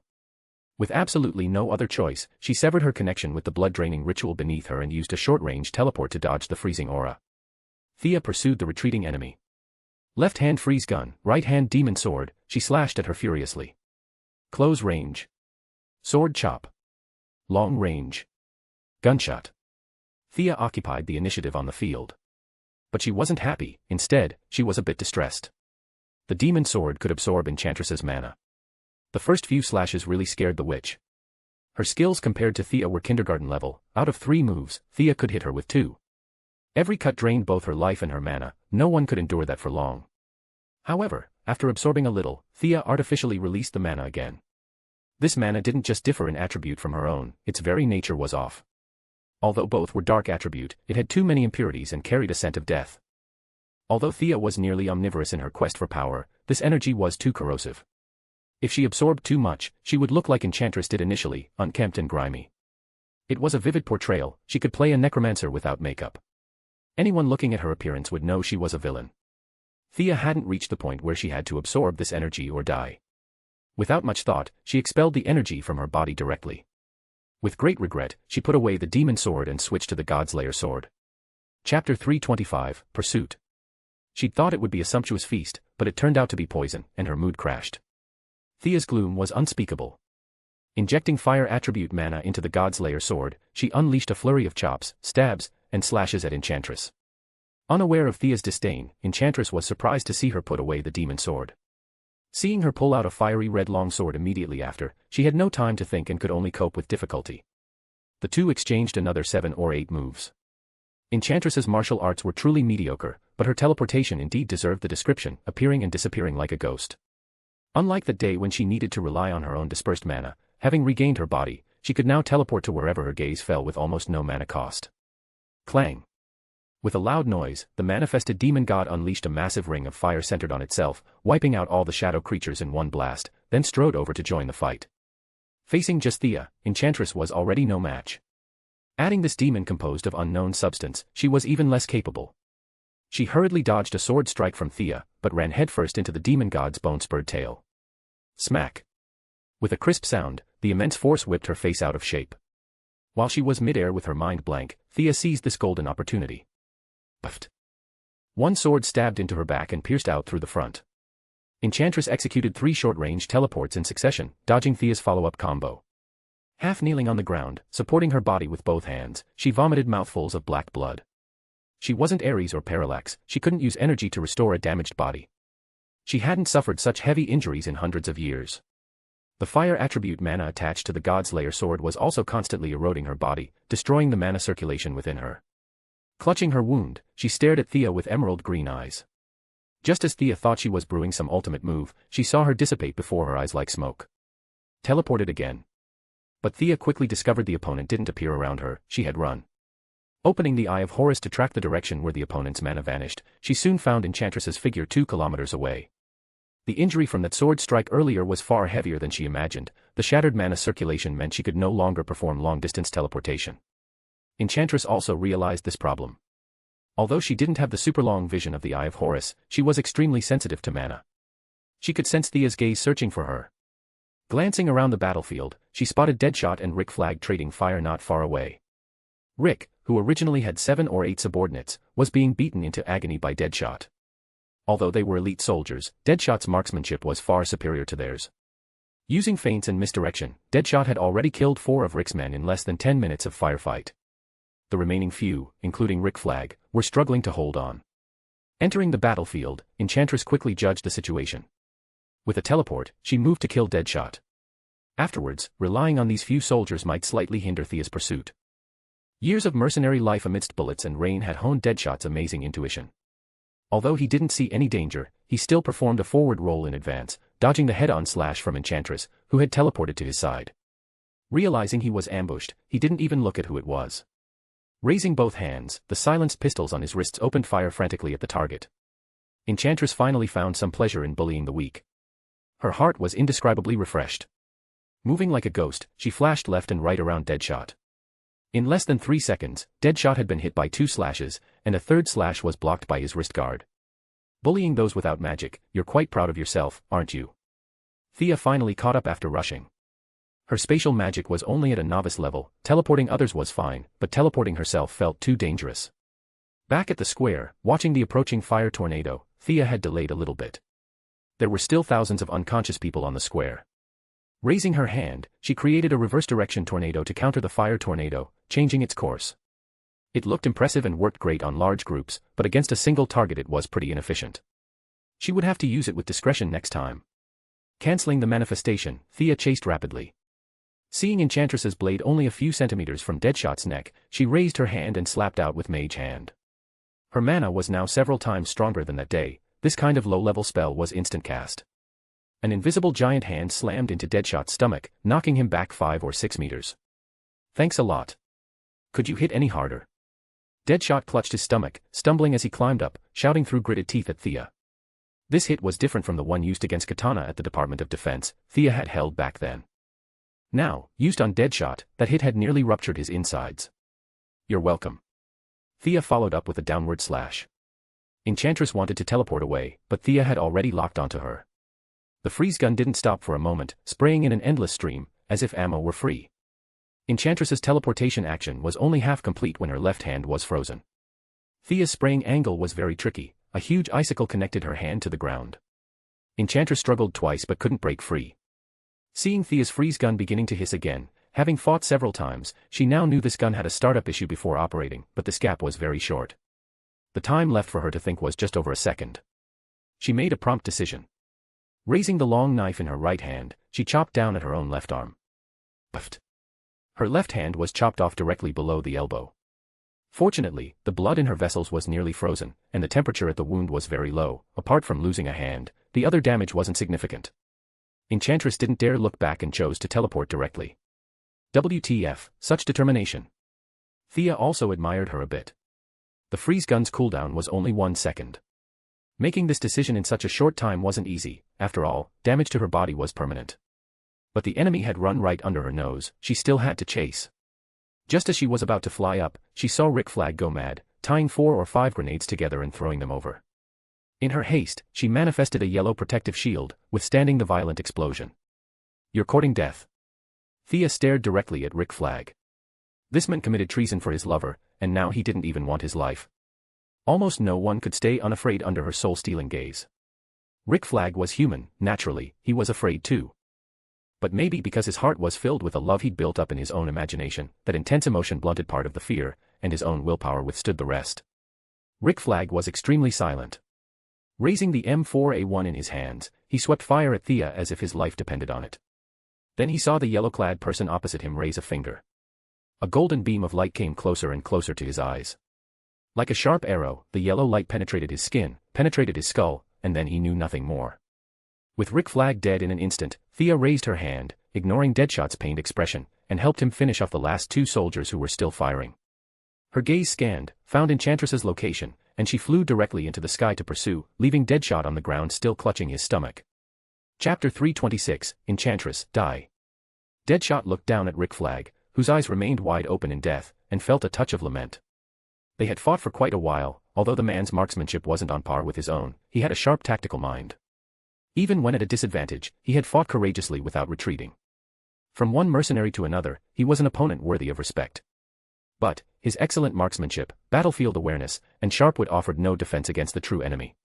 Faced with that ridiculously powerful man in yellow, Flag was instantly a corpse with a mere flick of a finger. All those hard-won skills he'd honed over a lifetime never even had a chance to be displayed. It was a clean, efficient, and utter defeat. He sighed, feeling it was a pity for an opponent he respected. However, Deadshot had seen countless people die before his eyes in his lifetime. He wasn't about to let something like this shake his resolve. He took out his phone and snapped a few photos to prove he was the one who made the kill, ensuring he could collect his payment upon return. His mindset was similar to Deathstroke's, especially after witnessing Thea's overwhelming power. He was even more convinced that he was just here as a side character. Now that he had a kill to his name, he could go back, take the money, and leave. Just as he was about to leave, he happened to spot the left arm that Enchantress had severed herself. The freeze gun was highly efficient. The stump within the block of ice was still emitting wisps of black smoke, which looked particularly distinct against the transparent ice. Take it. Whether to keep it as a trophy or turn it over to ArrowVerse, he hadn't decided yet, but taking it back couldn't hurt. Leaving aside how Deadshot extracted the severed arm from the ice, Thea took longer to catch up this time due to Rick Flag's desperate interference. Unfortunately, Rick Flag's sacrifice didn't hold much significance. Enchantress's power was severely depleted. She could no longer maintain high-frequency teleportation. Her teleportation distance was getting shorter, and the intervals were getting longer. Due to the high consumption of stamina and magic, and knowing full well Thea was chasing her, she was forced to stop and rest briefly after every single teleport. Damn it. Enchantress had rested for less than 10 seconds before Thea caught up. They fought and paused intermittently. Thea was in near-perfect condition, while her opponent was at less than 30% of her peak strength. The more she saw it, the more Enchantress's teleportation began to reveal its secrets to Thea. Although Enchantress's spells leaned more towards witchcraft while Thea used magic, different paths lead to the same destination. She was certain that, once she sat down and dissected this fight later, her spatial magic would reach a new level. Run. Go ahead and run. Thea was northwest longer engaging in close combat. This creature's teleportation was truly unpredictable. Fighting her up close was a sheer waste of time. The freeze gun's fire rate was insufficient. The best weapon to deal with her was the divine longbow paired with light attribute magic arrows. Hovering 20 meters above the ground, she drew her bow and loosed an arrow the moment Enchantress showed her head. Thea felt a bit of the old sensation of riding her glider board across Gotham. Boom. Clang. Explosions and impacts echoed constantly around them. Their path looked like it had been carpet-bombed, littering the ground with craters. Presumably, the future city reconstruction would provide Queen Consolidated with yet another contract. Damn rat, you're dead. Thea was shooting happily when she suddenly realized something. The opponent was currently female and had committed heinous crimes. She fit perfectly with the doctrine of the goddess of the hunt and the requirements for the arrow of vengeance. Unlike the time she was thrashed by Ares and had to accumulate divine power for a counter-revenge, this was a one-sided beating. If anything, Enchantress should be the one seeking revenge on her, so the power accumulation function wouldn't trigger. She was simply fulfilling the goddess's doctrine, punishing a defiled, wicked woman. Hee hee. Thea pulled out one of the only 2 dark crimson arrows in her quiver. This arrow was half again as long as a standard arrow and required the bow to be fully drawn. Once the target was locked, it possessed auto-tracking and sure-hit attributes. Ares had been able to split off most of his divine power to create a clone and fool the divine arrow back then, but surely you, some ancient African witch, wouldn't have that kind of ability, right? When the bowstring was drawn to its limit, Thea used the Eye of Horus to lock onto Enchantress, who was about to flee the city. Pointing the bow diagonally toward the sky, she silently recited the goddess's prayer, Enchantress's face floating in her mind. It's her. She must die. As this thought emerged, the arrow of vengeance seemed to sense her intense fighting will. Red mist wrapped around the ordinary arrow shaft, and countless profound runes surfaced on the arrowhead. Thea glanced at it only once and looked away. this knowledge was not something she could master yet. Like this sharp arrow and Diana's lasso of truth, they were creations of rules superior to mere divine power, unique and uncopyable. Die, Thea roared. Her right hand released the string, and the dark crimson arrow traced a graceful arc, shooting off into the distance. The air, the earth, and the river seemed to resonate with her command of death. Birds, beasts, insects, all sentient creatures, received a warning in their hearts. The weak crouched on the ground, the strong looked around nervously. The entire city fell into a brief tranquility under the might of this single arrow. What is that? As the strongest sentient being in the city currently, aside from Thea, Enchantress felt the arrow's presence most acutely because it was coming for her. A deadly chill and pure killing intent rolled together, racing straight toward Enchantress. It was pure killing intent, cold and absolute, with no hint of malice, only a concept stripped down to its core: I want to kill you, and you must die. Enchantress disregarded her injuries and desperately performed several large-scale, long-distance teleports, trying to evade the arrow. But as she teleported, the arrow miraculously teleported as well. The distance between them shortened rapidly. Enchantress felt she had never been in such danger in her centuries of life. This killing intent was utterly relentless, it only wanted the target dead, even if they fled to the ends of the earth. I won't die. I still have a way. Enchantress spat out a grotesque straw doll. It was pitch black and looked exactly like Thea did when they first met. Enchantress reached up, gouged out one of her own eyes, slapped it into the straw doll's body, sprayed several mouthfuls of black blood onto it, opened a remote portal, and threw the doll inside. Then, she stared nervously at the sharp arrow. However, she was disappointed. Ares' divine power could deceive the arrow of vengeance, but her witchcraft was of a much lower tier.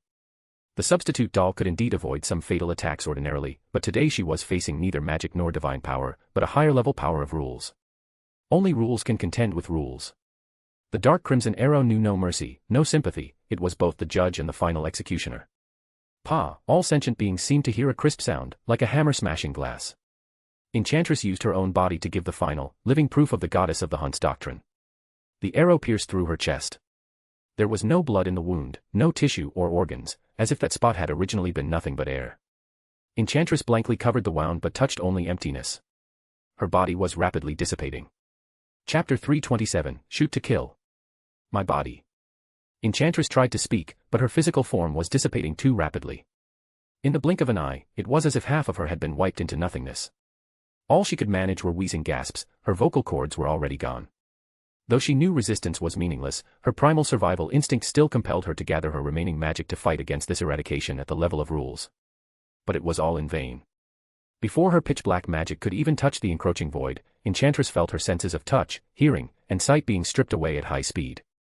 The biting killing intent had already reached her head. Her soul, unwilling to accept death, desperately emitted spiritual fluctuations, but everything was powerless before the mighty rule. She resolved to detonate her magic core, to at least leave some proof that she had existed in this world. But just as her dark magic began to churn and boil, it was too late. The power of rules swept through. Magic, soul, all were annihilated into nothingness. There was no earth-shattering explosion, no final vicious curse. Enchantress was forcibly extinguished by the arrow of vengeance. Huff, huff. Thea didn't feel great after losing that arrow. Vengeance exacted a price, requiring matching strength. A mere child couldn't just pick up the arrow of vengeance and stab Hera to death. Artemis wasn't that omnipotent.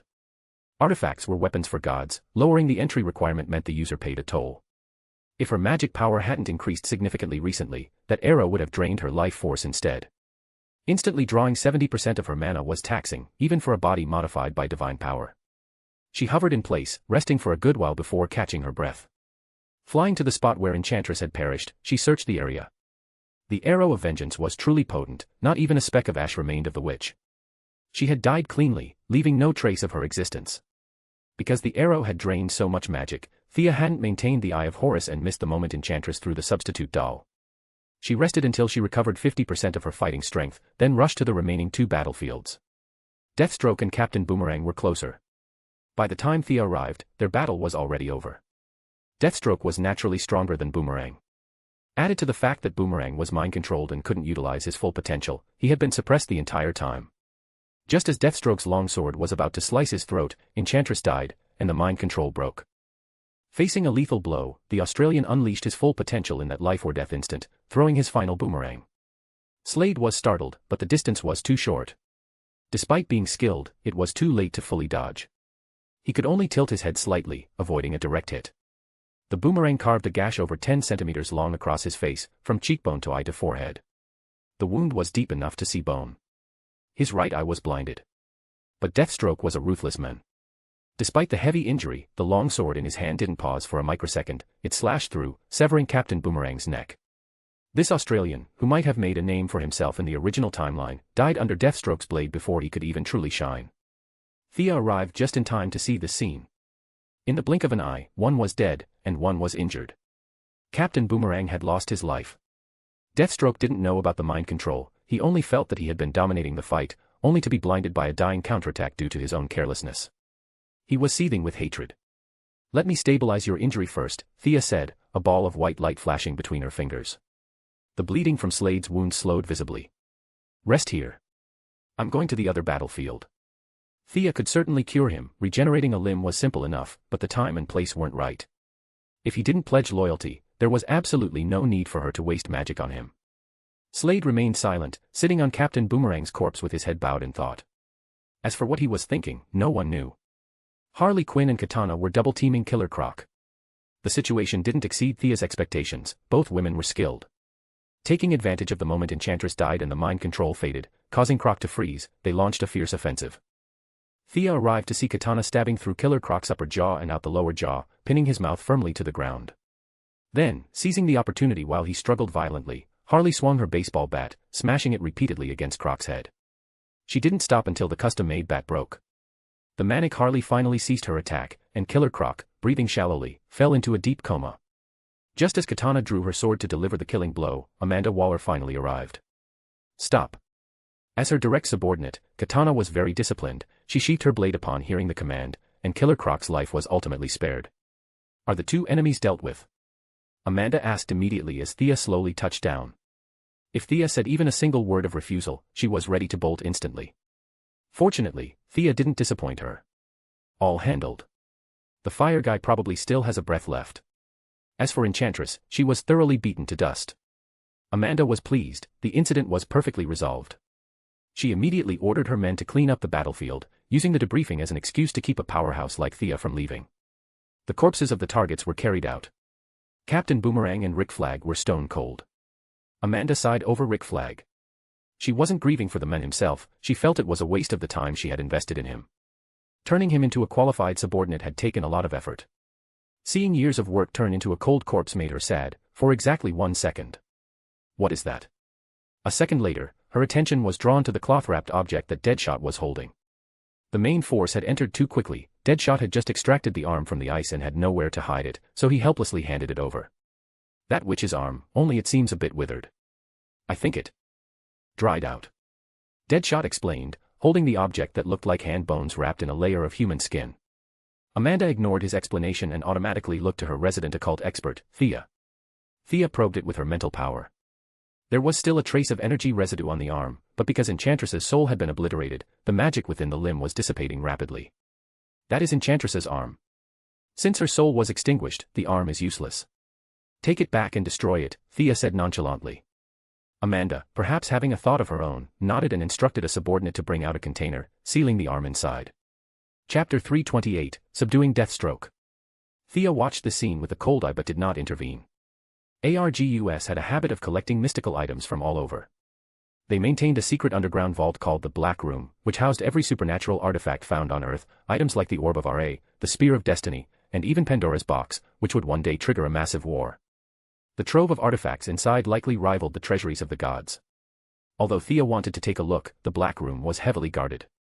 Over the past century, mystics recruited by the government had constantly added protective wards and barriers. She didn't want to set foot in there without complete preparation. After the corpses were carried out, Cheto Santana, El Diablo, was brought out next. He had only one breath left.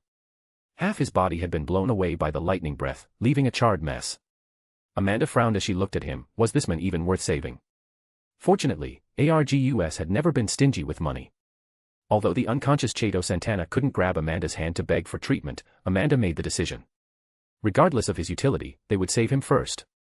She instructed her subordinates to bandage him up before transporting him to the rear for treatment. She wired payments to Deathstroke and Deadshot separately. Both were mercenaries, Deathstroke had lost an eye, and Deadshot had turned in the witch's severed arm. Amanda added a compensation bonus to their originally agreed-upon fees. They were the first to leave. Thea waited a while, and seeing no further business for herself, she also took her leave. Shortly after she left, Lila approached Amanda with a tablet to report. Report, Director. The city central square is severely damaged with traces of a tornado passing through.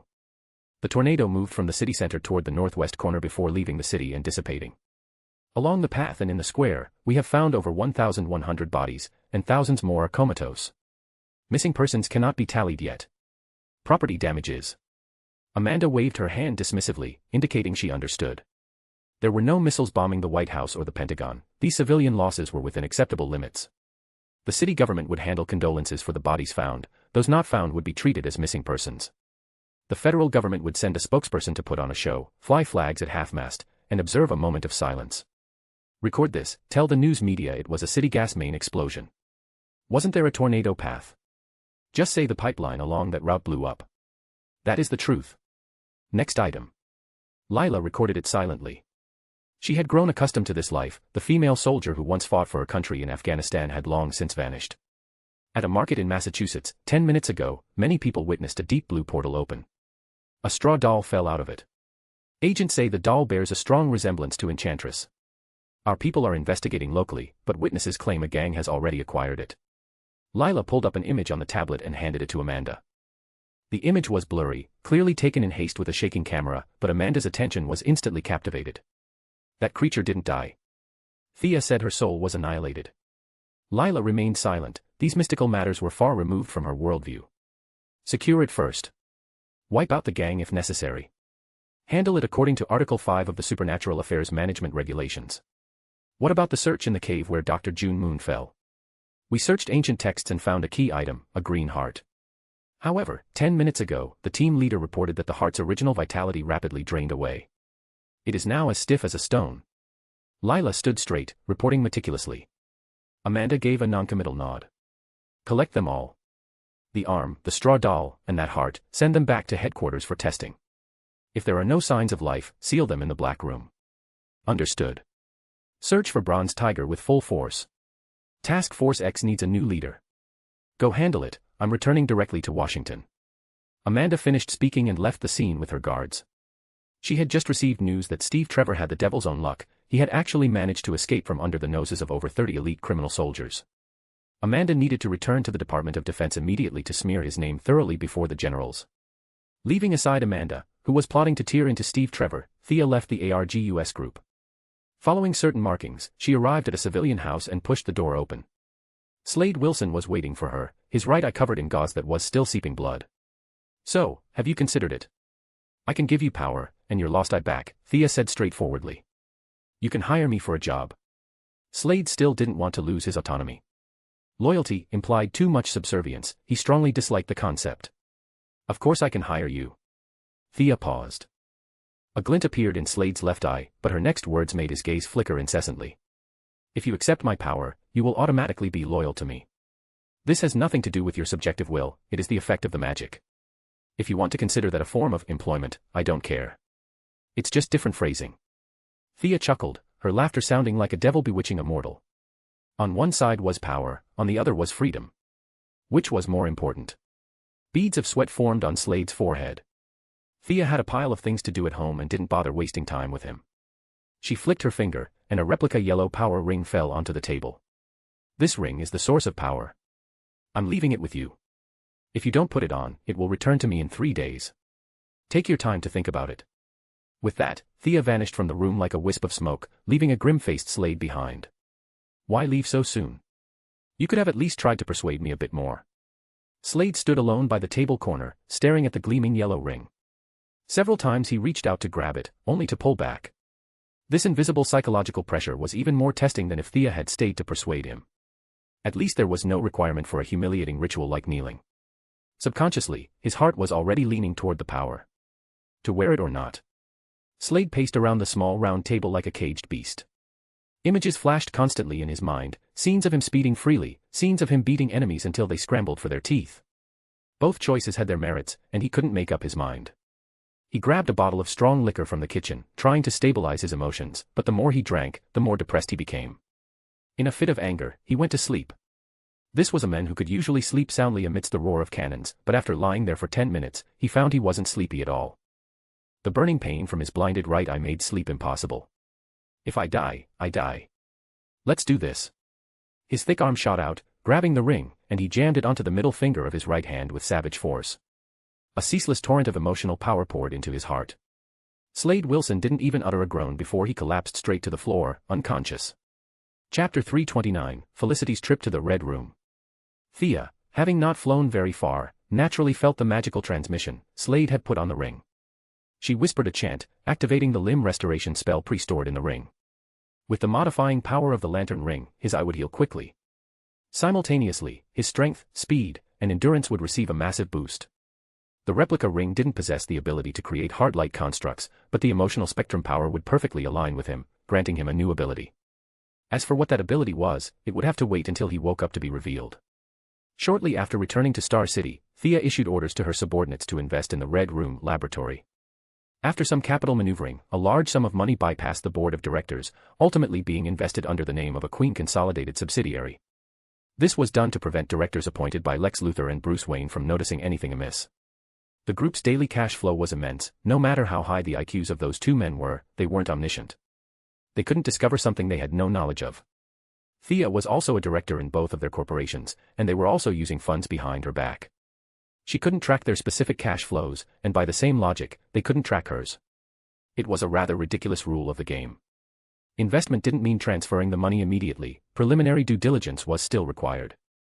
The incident at STAR Labs in Central City was due to happen in just a few days, so Thea couldn't step away. Furthermore, for a non-famous laboratory, it wouldn't be appropriate for a chairperson like her to go in person. Sending a vice president showed just the right amount of importance. Remember, watch more, speak less. Note down everything of value, Thea whispered her instructions. Don't worry about it. Hee. The vice president she sent was none other than Miss Felicity Smoke. The genius hacker had heard she was going to see alien technology and was so excited she hadn't slept all night. Although she was sporting 2 large dark circles under her eyes, she was still radiant with energy. Thea was quite reassured about her. Felicity might look flighty, but she was actually very shrewd. In the original timeline, right after Ray Palmer disappeared, she had stabilized the upper management of Palmer Tech. If it hadn't been for Green Arrow's constant mess-making, she could have remained chairperson for a long time. The due diligence team was entirely led by Felicity. The scale wasn't large, totaling only about a dozen people, mostly legal and financial professionals. The only ones truly entering the experimental zone were Felicity, the original R&D supervisor and current head of applied sciences Dr. Hoffman, and Cisco Ramon, who was wearing a Queen consolidated uniform and posing as part of the team. Thea feared Felicity might be isolated and helpless, so she dragged Cisco along. She made him take a few days off from Central City to act as an external consultant and help brainstorm. Much like Felicity, when he heard he was going to see alien technology products, he was also excited for a whole night. Cisco, a homebody who rarely went anywhere in Central City, received Thea's call and rushed to Star City without a second word. Sitting on the Queen Consolidated business jet, Cisco Ramon was still buzzing with excitement. Wanting to find someone to talk to in order to relieve his tension, he glanced at the serious Dr. Hoffman beside him. The old man's face was stern, looking as if he were off to complete some revolutionary mission. Cisco shrank his neck back and didn't dare speak to him. The remaining guys dressed as business professionals clearly didn't share a common language with him either. He could only turn to Felicity, who looked like nothing more than eye candy as she frantically applied makeup to cover her dark circles. He originally assumed she had no real talent, but after chatting for a few sentences, Cisco was astounded. She might be inferior to him in mechanical engineering, but in computer technology, he was far inferior to her. Are all women in Star City this formidable? The otaku Cisco usually spoke very little with women and was initially a bit nervous. But he soon discovered that Felicity's personality was very similar to his. This girl was a total nerd. Aside from being beautiful and having a different research focus, there was no difference between them. Cisco had finally found a kindred spirit. The two chatted about everything under the sun, and by the time they got off the plane, they were already good friends. Welcome to Detroit, everyone. I welcome you on behalf of Dr. Silas Stone. The person picking them up was a 17-year-old black-haired girl named Sarah Charles. When asked about her specific position, she said she was an intern. This made several of the accompanying business professionals very dissatisfied. Are you kidding? We are here to give you money, and you send an intern to receive us. Knowing this trip wouldn't be easy, Thea had given Felicity a heads-up beforehand. Silas Stone welcomed the investment, but he was 120% opposed to anyone entering his laboratory. Unfortunately, he was no match for the generals, their orders were not something he could refuse. Felicity put away her nerd girl aura from the plane. Her entire temperament shifted, changing so drastically that Cisco Ramon almost thought she had become a different person. Having been a vice president at Queen Consolidated for several years, Felicity had no issues with social conduct. Within a few sentences, she had extracted quite a bit of information from the 17-year-old intern.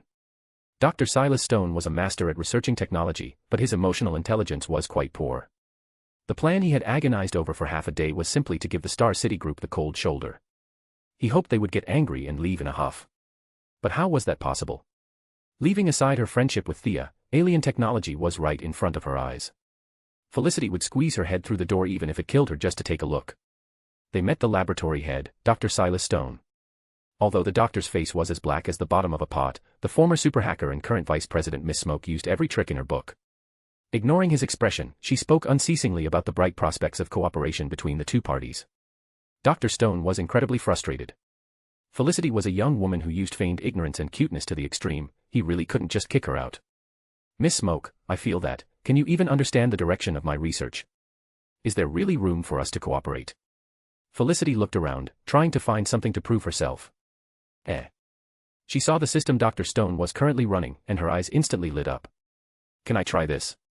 Dr. Stone thought she was just curious about his lab system and silently handed the control panel to her. But in less than 3 minutes, he was dumbfounded. Felicity's expression was incomparably focused, her eyes gleaming with intensity, her hands flying as she typed commands on the control panel. There's a vulnerability here. This algorithm is wrong, it should be like this. Bullshit. How can you guys turn a blind eye to such a massive bug? Entering her professional field, Felicity instantly turned into another person. The only sound in the laboratory was her typing. What kind of ghost name did you call this system? Maze system. Looking at it, calling it a sieve system would be more accurate. Everyone in the laboratory stopped their work at hand because Felicity had already acquired administrator privileges and kicked them all out. A group of people looked at her speechlessly. Who is this person? Chapter 330, A New Target. A group of people waited for Dr. Stone to make a decision, should we kick them out, or wait a bit longer?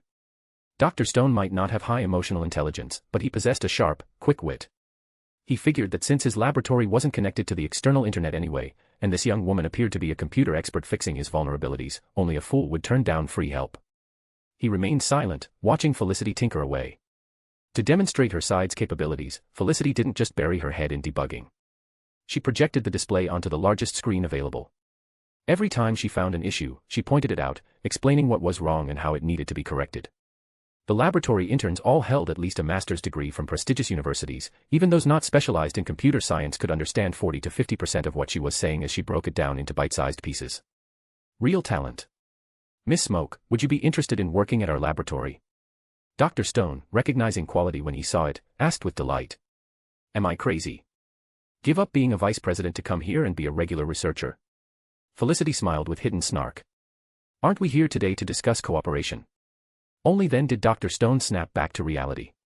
Right, she's a vice president leading a team for a partnership. My attempt at poaching was way too unskilled. True talent was worthy of admiration. Dr. Stone's biggest fear was encountering people who pretended to know things they didn't and gave blind orders. His resistance to the collaboration had already faded significantly compared to the beginning. All right, I'll take you on a tour of the inner laboratory. How many of you are going? Felicity pointed to herself, Dr. Hoffman, and Cisco, indicating a total of 3 people. Dr. Stone already viewed Felicity in a new light, and since she was the team leader, that was fine. He wasn't familiar with Dr. Hoffman, but they knew of each other. The circle of top-tier scientific researchers in the country was small, and everyone knew everyone else to some extent. He was acceptable. But this Cisco Ramon. Stone couldn't stop sizing up the unremarkable-looking Cisco. Short, round face, long greasy hair, and distinct Latino features. This guy is a scientific researcher too. He looks more like a member of a Mexican cartel. Suppressing his displeasure, he led the 3 into the inner laboratory. The outer area held relatively well-understood technological products, but the items inside were the true core, or rather, things that current technology couldn't decipher. What is this? Some kind of stabilizer. A life wavelength probe. The frequency setting seems similar to humans. Is this a highly magnetized rotating core? If the rotating particles are opposite to the kinetic energy direction, that means. They hadn't walked far before Cisco couldn't hold it in anymore. Every single item here caught his eye. Originally, Dr. Stone's scowling face had made him afraid to speak, but now he couldn't help himself.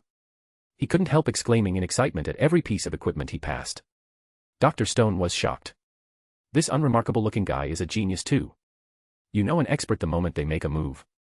Although Cisco was wrong about many things, the fact that he could identify the potential uses of so many items at a glance proved his attainment in mechanical engineering was truly extraordinary. We must cooperate. Cooperate immediately. Dr. Stone thought decisively. Thea left the entire delegation team in Felicity's hands and ceased worrying about the follow-up. After a night of modification, Deathstroke finally regained consciousness. Thea's yellow ring could monitor his actions at any time, so she naturally received information about his new ability. This ability suited Deathstroke's combat style perfectly. Slade wasn't a pure martial artist, he fought for money, to complete missions. Although his swordsmanship had few equals in the world, he was never restricted to cold weapons. In the middle of a sword fight, he pulled out a pistol to take a cheap shot more often than not. The lantern ring modification gave him an invisible third arm. His original single sword plus pistol tactic could now evolve into dual swords plus pistol, or perhaps single sword plus pistol with a surprise second gun appearing from nowhere. Deathstroke's combat style was heading down an increasingly bizarre, flexible, and unpredictable path.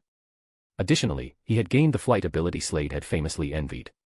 Although it wasn't fast and consumed a fair bit of stamina, Deathstroke was so happy he could burst. Not knowing Thea could see him, he floated around his room happily for a long time. Does that guy in yellow really have the means to control me?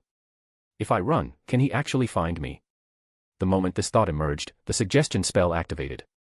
A flood of emotions, guilt, honesty, remorse, self-blame, welled up, and he even recalled the trustworthiness clause of the mercenary code.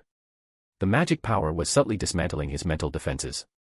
Before long, he automatically felt that working for Thea wasn't wrong at all. The previous thought of running away seemed as if it had never existed. What do you need me to do? The yellow ring had a communication function with Thea. Having decided to pledge loyalty, his tone was still stiff, but that was just his personality, unrelated to the suggestion spell.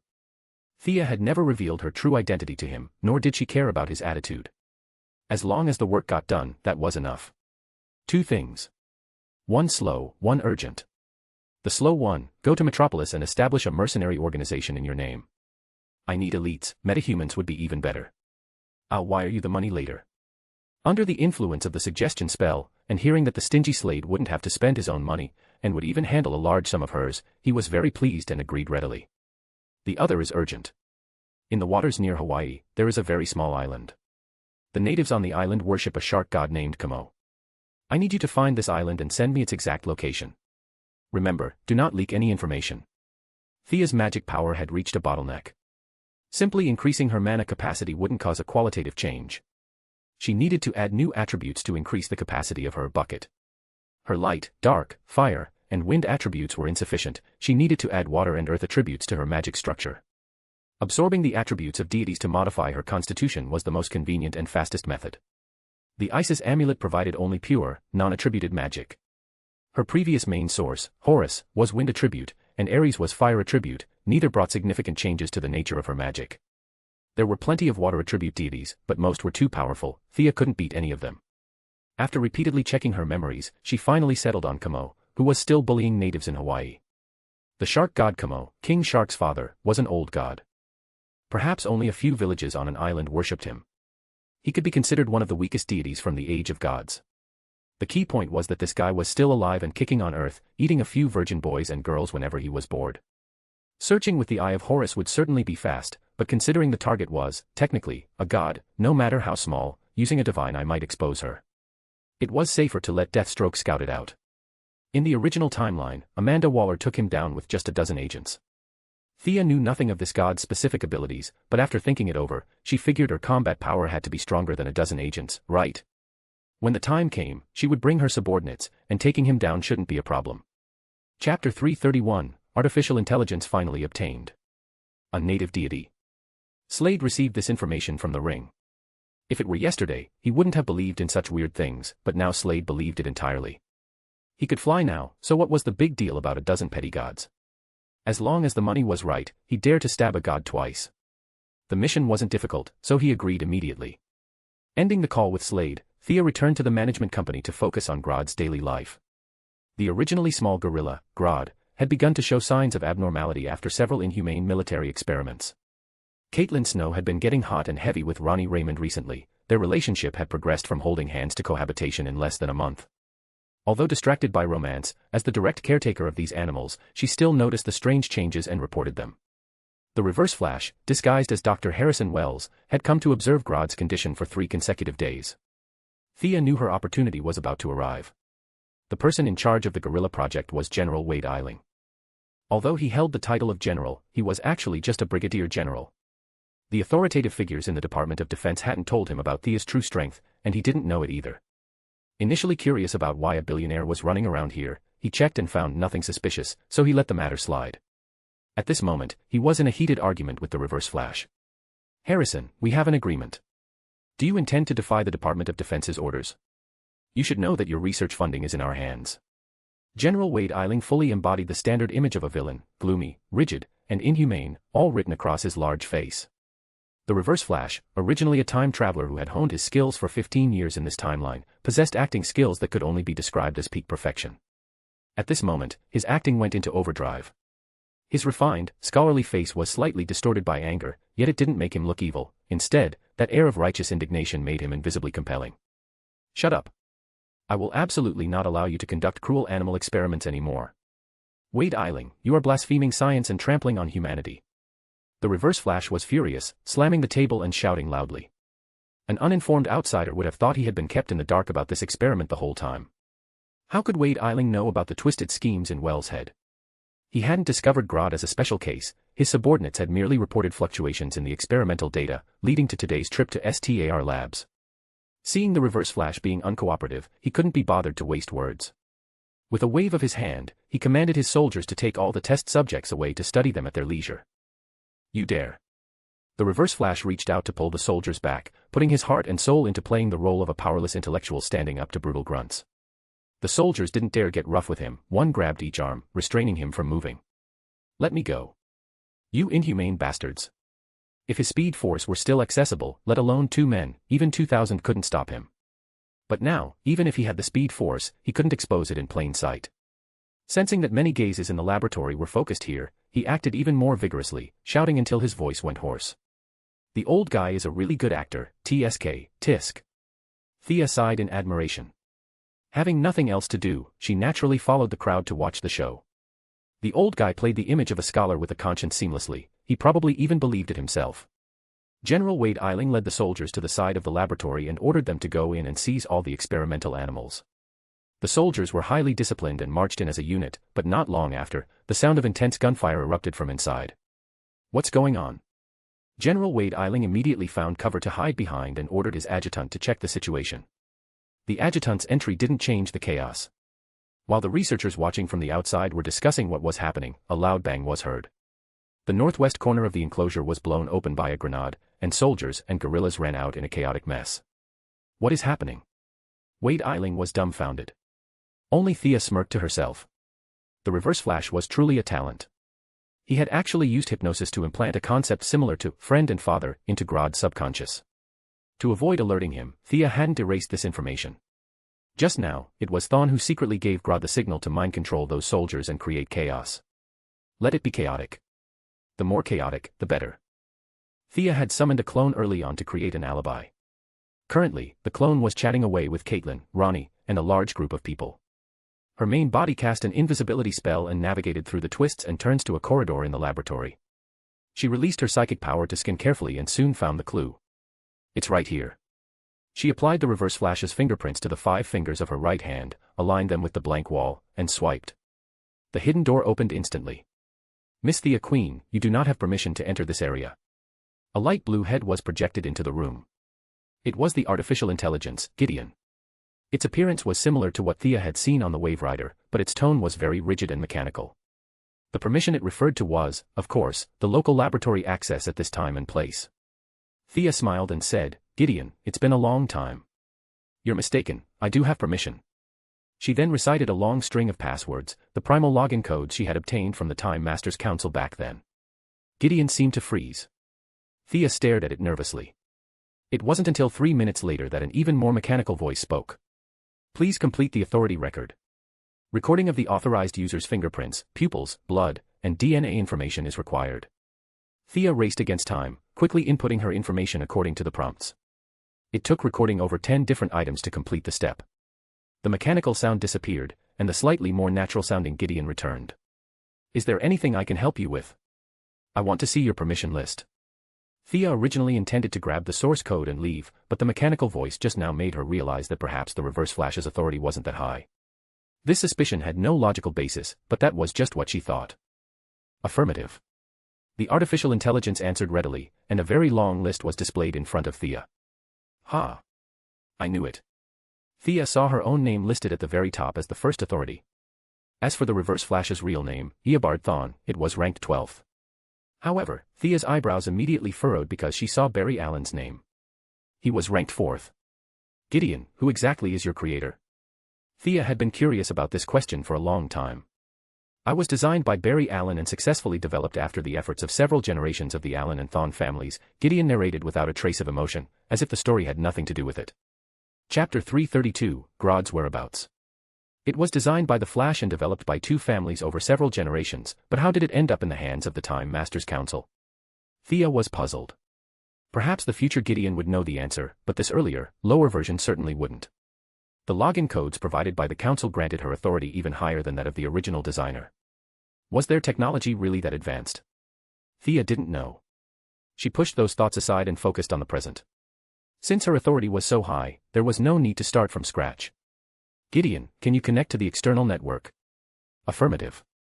However, Dr. Thawne's orders are to remain offline and focus solely on news regarding the Flash on April 25, 2024. Thea couldn't care less about the Flash. Those guys were just sources of chaos, the world would be better off without a Flash. Unfortunately, she lacked the strength to do anything about it, otherwise, she would have wiped them all out. Next time he asks, just show him a fake projection. Tell him nothing has changed. Now, connect to the Queen Consolidated Supercomputer. Command accepted. Logged into the Queen Consolidated Supercomputer. Gideon's voice emitted from the tablet Thea carried, sounding slightly more lively. Although it was just a machine, it still found being trapped in Thawne's cramped setup stifling. Thawne was practically begging for scraps to fund the lab and didn't dare expose Gideon's existence, so it usually ran on low power and low specs. Now, entering the supercomputer built with the full financial might of Queen Consolidated, with no power constraints or hardware limitations, it was like a fish taking to water, calling it that would not be an exaggeration. There were countless examples of AI rebellion, so Thea had to be cautious.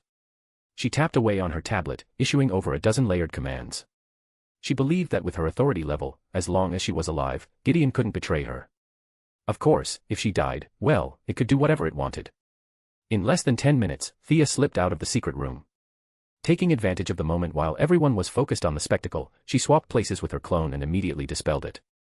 The scene had become even more chaotic. Several smaller apes were scattering in all directions. General Wade Eiling didn't know which one to chase, but to assert his authority, he kept shouting orders to the few soldiers still under his control, telling them to catch this one and grab that one, running the poor grunts ragged. The Reverse Flash continued to shout loudly nearby, bitterly denouncing the military's inhumanity. Thea scoffed internally. The current Reverse Flash had zero speed force, she wasn't afraid of him. In her eyes, he was barely stronger than the old man guarding the Queen Consolidated warehouse. However, he created the Flash, and the Flash would bring a whole string of speedsters. Thea was afraid a group of speedsters would jump out of the future timeline to raid her. Because of this collateral concern, she really didn't dare move against the Reverse Flash.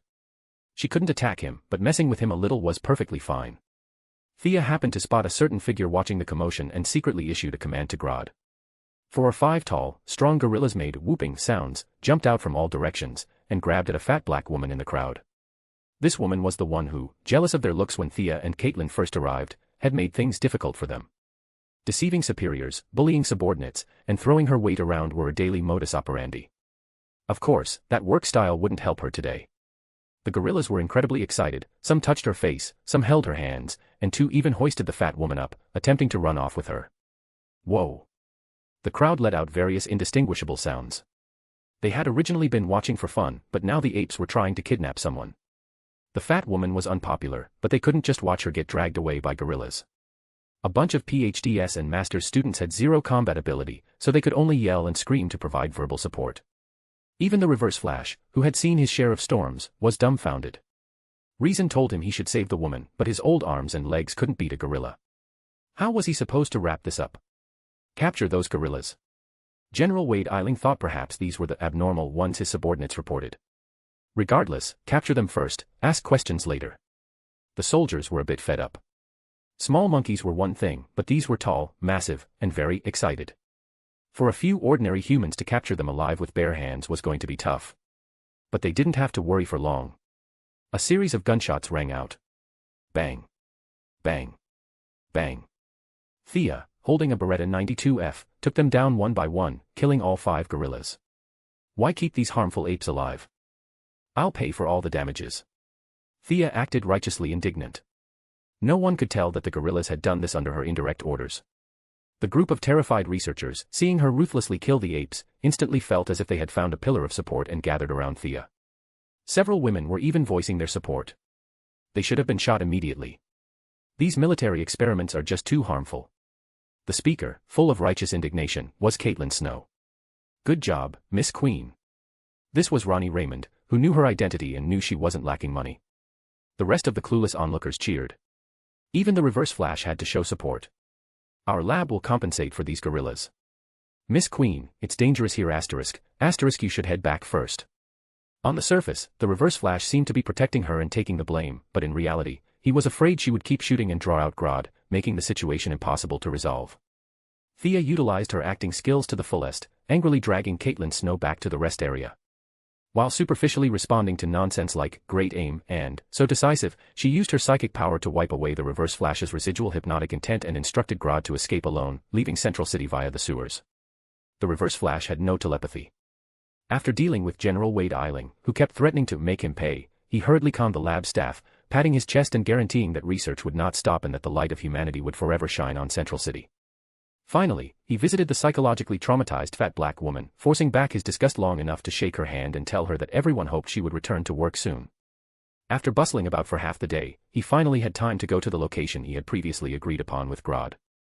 Where did he go? The 25th century time traveler, who considered himself highly intelligent and played everyone like puppets, circled the dilapidated factory 3 times. Forget a gorilla, he didn't even see a single gorilla hair. Did he get lost in the chaos? Did the military catch him? Or did my hypnosis fail? The Reverse Flash's heart sank. He instantly thought of several possibilities, feeling that any of them could be true. He rushed back to the lab and went to the secret room to check if the future had changed. He never imagined that at this point in time, someone would have higher authority than him. Gideon faithfully executed Thea's command, bluffing, nothing to report today. Everything is normal. Chapter 333, New Product. History books in the 25th century contained no records of Grodd's past. The Reverse Flash, having lost his prophetic advantage, was utterly baffled. He spent the next few days monitoring news from surrounding cities, but there were absolutely no reports related to any ape-caused disturbances. Where on earth did Grodd go? This question would linger in the Reverse Flash's mind for many years. Where did Grodd go? Thea had dragged him straight to an alien planet. At this point, Grodd's body wasn't yet as massive as it would become in the future, but his mind control abilities were already unmistakably evident. However, after days of military experimentation, he was filled with intense hostility. Thea wasn't some saintly monk, she had no time to help him work through his anger. The solution she came up with was to let him vent it out. She found a planet with a very low civilization level. The natives seemed to have evolved from insects and wielded only stone weapons. Grodd, now 2 meters tall and possessing mind control, easily wiped out a settlement. This is fun. Grodd communicated via telepathy. If it's fun, keep playing. I'll come pick you up in a few days. Thea also possessed telepathic abilities, though using them didn't come as naturally to her as it did to him. Leaving Grodd to wreak havoc on the aliens, Thea returned to Star City to give an exclusive interview to the Daily Planet. Dressed in a black blazer paired with black flared trousers and pointed high heels, wearing plain glasses, she exuded a quiet and dignified aura. No one would associate her with the person who, just 10 minutes ago, had thrown an evil psychic gorilla out to slaughter primitive aliens. Hello, Miss Queen. I'm Lois Lane, and this is my assistant, Jimmy Olsen. Thank you so much for accepting our exclusive interview amidst your busy schedule. Wearing a white shirt and beige coat, the black-haired Lois Lane was very professional. She didn't seem angry about Thea using her father's name to decline the interview previously. After introducing herself, she introduced the young photographer beside her, Jimmy Olsen. Thea nodded in acknowledgement. Fellow student Clark Kent was still traveling the world searching for his personal worth. It would be some time before he put on those dorky glasses and went to work at the Daily Planet. The meeting was pleasant enough, but after just a few sentences, Thea knew they definitely wouldn't be friends. Their personalities were too different. Perhaps Laurel Lance or Barbara Gordon could chat with her, but for Thea, it was impossible. The interview process was depressing.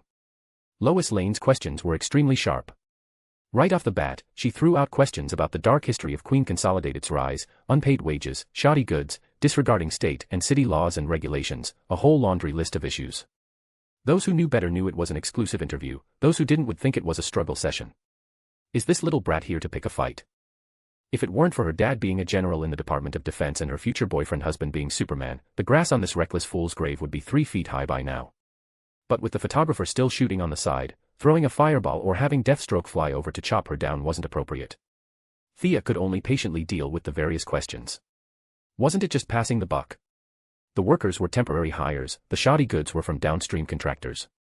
As for state laws and regulations, we are a global conglomerate, we only respect the federal constitution.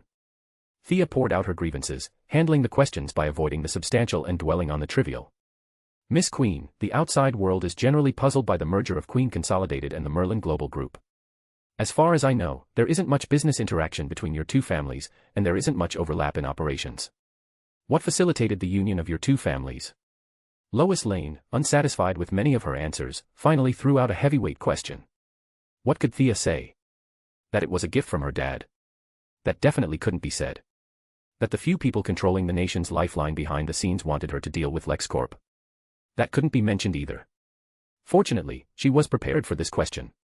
Starting from the traditional friendship between the two families, she rambled on about a new era and adapting to new changes, talking in circles for a long time without really saying anything. However, she didn't completely talk nonsense. Thea dropped a piece of news at the very end of the interview. In the near future, we will integrate the technological achievements of the two original groups to launch a tech product that concerns every ordinary household. Can you reveal in advance what field it's in?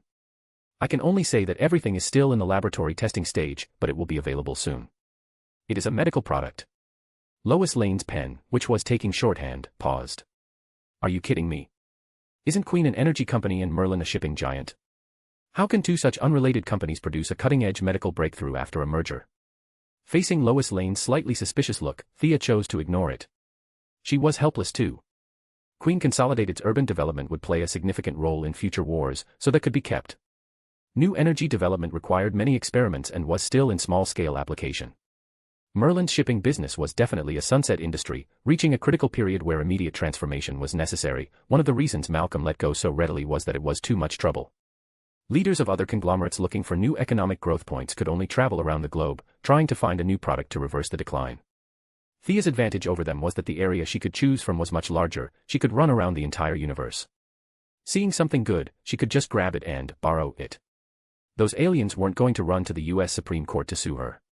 She inadvertently found a widely applicable body repair device on a planet inhabited by intelligent life. She brought the product and the manual back to Earth. The ring could translate the manual's text, and Gideon could analyze the device's principles. Processing of preliminary samples had already begun. The life forms on that planet were very fragile, and their bodies often needed repair. Usually, they would skin their bodies in a standard, healthy state. If injured or sick, it was like a computer's one-click restore, cut off the excess parts, fill in the missing ones. Earthlings certainly couldn't do that, but the alien repair technology was genuinely excellent. Used in surgery, it would save a lot of time. The patient would lie inside a 2-meter-long capsule for a scan, while external personnel controlled the incision, debridement, and suturing. The whole process was incredibly efficient. It was perfectly suited for American citizens living in dire straits, visited daily by alien villains, where bombs and poison gas flew together, and fire danced with black mist. Sending away Lois Lane, who had scooped a big news story, Thea went to the group's Applied Sciences division. With the merger of the two groups, there were hundreds of researchers. After a few months of initial adjustment, these research types who only knew how to work in labs were actually the first team to integrate. Dr. Hoffman was still in the red room, so Thea called over the deputy director. Are there any issues with the operation of the medical pod? The deputy director was a student brought up by that old man Hoffman and had inherited his serious and rigid style. Everything is going smoothly. The vital signs of the recruited clinical trial subjects are good. We can begin the first surgery with the medical pod at any time. Chapter 334, Fading Memories. This is truly a revolutionary invention. The deputy director led Thea inside, a trace of excitement visible on his usually stoic face. It was no wonder he was excited. Thea had gone to great lengths to have them produce this revolutionary product. Gideon had reverse engineered the finished alien product into a very low-level version. Thea then issued commands for them to research it, constantly using suggestion spells to inspire them along the way, making them believe this was the culmination of their collective wisdom.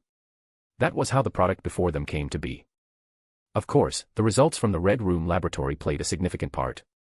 Adapting products from different civilizations to suit one's own planet involved too many disciplines. This was why Thea insisted on investing in the Red Room despite being able to find alien technology. Technology was easy to find, but talent was rare. A state could gather top talents from various fields, but she personally didn't have that kind of prestige yet. This product is priced at $1 million per unit, isn't that too expensive? Many ordinary people won't be able to afford it, the deputy director asked, a thought suddenly occurring to him. It's not expensive. To the wealthy, it's just the price of a car. How can one put a price on something that saves lives? As for the average family, we can manufacture simplified versions to donate or sell cheaply to major hospitals and residential communities. In the future, they could even be installed on street corners like ATMs, completing treatments for a small fee. Thea explained nonchalantly. She didn't actually care about the money. The software in every machine would scan the patient's basic information. This data would eventually be fed into the AI. Combined with the facial recognition software Felicity had developed previously, Thea would hold information on the majority of people in the country, perhaps even the world, in her hands. That was the truly priceless asset. ArrowVerse had agents planted all over the globe. They received intelligence at the slightest disturbance. Lex Luthor had launched hundreds of satellites into Earth's orbit. Bruce Wayne had fewer satellites, but his Watchtower space station was worth 100 of them. Compared to them, Thea was lagging far behind in intelligence gathering. If she couldn't compete in the sky, she would compete on the ground. Here is the list of participants for this trial. The deputy director handed her a document. Thea took it casually and flipped through it indifferently. Staring at a photo attached to the document, she saw a young man, handsome, in a certain light. Thea glanced at the registered name, Roy Harper. Is there a problem with this person? The deputy director noticed the momentary change in her expression and asked nervously. Thea flipped through the pages again. The applicant had applied for this free treatment opportunity because his mother had a large abdominal tumor.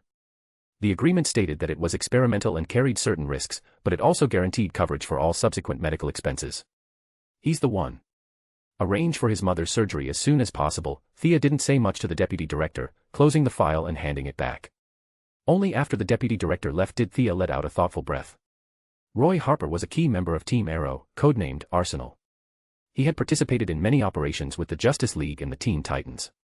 That was one thing, but most critically, in the original timeline, he was Thea's lover.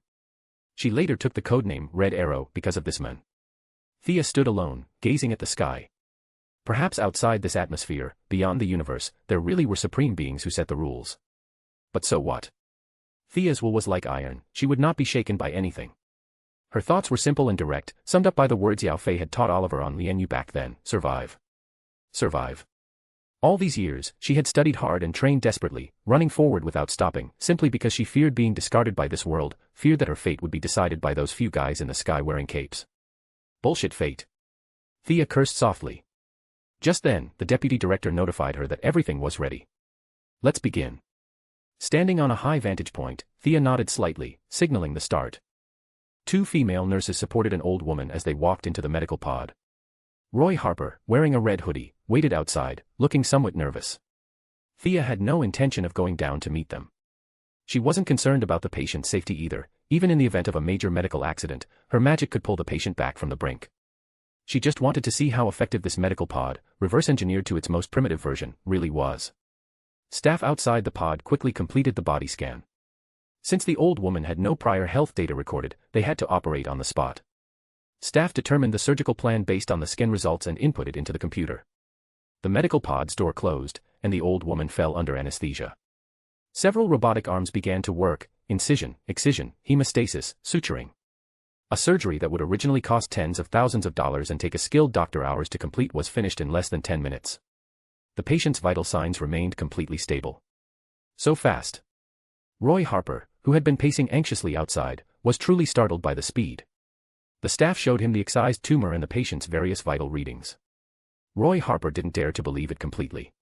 If this data was real, his mother could go home this afternoon. He was terrified that these large corporations were using poor people like them for human experiments. If they weren't desperate due to poverty, he wouldn't have applied to be a volunteer. The medical staff had to talk him down, but he insisted on staying on site, waiting for his mother to wake up. Miss Queen, it looks like the experiment was very successful. The deputy director was excited. This was the culmination of their collective wisdom, and as the person in charge, his name would also go down in history. Don't stop the experiments. Tomorrow, I will arrange for personnel to submit an application to the federal government. It goes on sale in a month. If it were just launching in Star City, a word to Moira to go through the motions would suffice. That was the terrifying power of their mother-daughter collusion.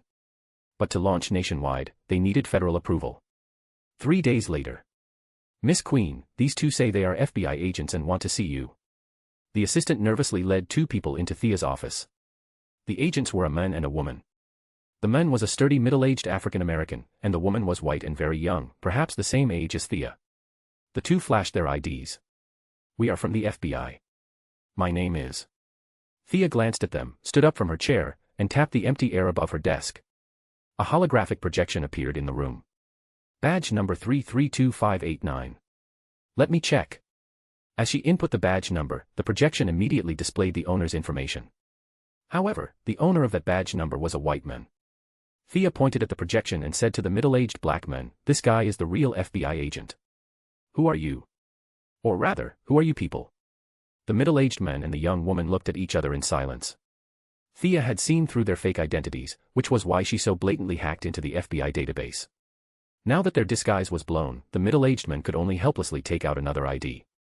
"I am from the DEO, Department of Extra-Normal Operations. I am Director Hank Henshaw. Chapter 335, The Humanoid Gift Bag. The agent beside me is Alex Danvers." The middle-aged black man, named Hank Henshaw, introduced the female agent. She was clearly still recovering from the embarrassment of having her cover blown and stood there in a daze. It took a signal from the men for her to clumsily produce her ID. Hank Henshaw.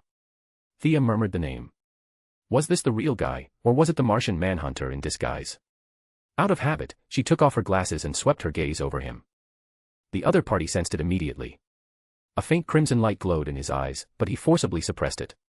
"It seems your identity is fake too, am I right, Director Henshaw?" Thea's mocking voice resonated directly in his mind. For the Martian manhunter, who spent every day telepathically reading others, this was the first time he was the one being read. He glanced sideways to ensure Alex Danvers hadn't noticed, then projected his voice back into Thea's mind. "Who are you?" He didn't expect a direct answer from Thea. His crimson eyes focused intently. He was used to finding answers himself. The Martian manhunter was the world's greatest telepath. It was his innate gift. Thea's proficiency in this area was far inferior to his. She could only construct layer upon layer of mental barriers to withstand his psychic intrusion. However, the intrusion didn't come. Instead, the opponent arrogantly tried to use his vision to probe her. Thea sneered internally. She casually cast an illusion spell to prevent Alex Danvers from seeing anything untoward, then looked up. 2 columns of pale yellow light shot from her eyes, meeting the Martian manhunter's gaze head-on. Their gazes clashed in midair with a crackling sound. Both turned their heads and took a step back simultaneously. Thea was simply knocked back a step. It was nothing serious. But the Martian manhunter was in miserable shape. His powers were strong enough to rival Superman's, and his list of abilities was so long and varied that 2 full pages of lined paper wouldn't be enough to list them all. But he had a fatal weakness: fire. That's right, the Martian manhunter was terrified of fire. Because his entire race had been burned to ash, the immense grief had created a crack in his heart. This psychological fissure had affected him on a physical level. Now, staring directly into Thea's gaze, which channeled the yellow light of fear, the source of that terror made him wilt instantly. Telepathy, X-ray vision, he couldn't care less about any of it. He was completely submerged in a traumatic flashback, unable to extricate himself. Thea seized the opportunity to dive deep into his mind, observing and learning his telepathic abilities. Mind scan, memory erasure, mental shielding, mind control, long-range telepathy, illusions, hypnosis, possession, thought sensing, mind link, psionic blast. A whole pile of mind-related abilities. Faced with this humanoid gift bag that had delivered itself to her doorstep, Thea unceremoniously memorized them all to study at her leisure. What a cheat! Thea couldn't help but marvel. And these were just his mental abilities, a mere fraction of his superpowers. Add in super strength, super stamina, regeneration, flight, super senses, and so on. If this guy weren't afraid of fire, truly no one could match him. The speed of thought was instantaneous. In the outside world, only a second had passed. Facing this walking treasure trove, Thea felt quite fond of him. She casually cast a resistance to fear spell on him. Sweating profusely, the Martian manhunter finally emerged from the illusion of engulfing flames. Who exactly are you? Although his sanity had returned, the mental burden wouldn't vanish so quickly. His earth-shattering power was currently operating at less than 10%. Seeing Alex Danvers still in a dazed state, he hesitated before asking. I'm an Earthling, a genuine Earthling.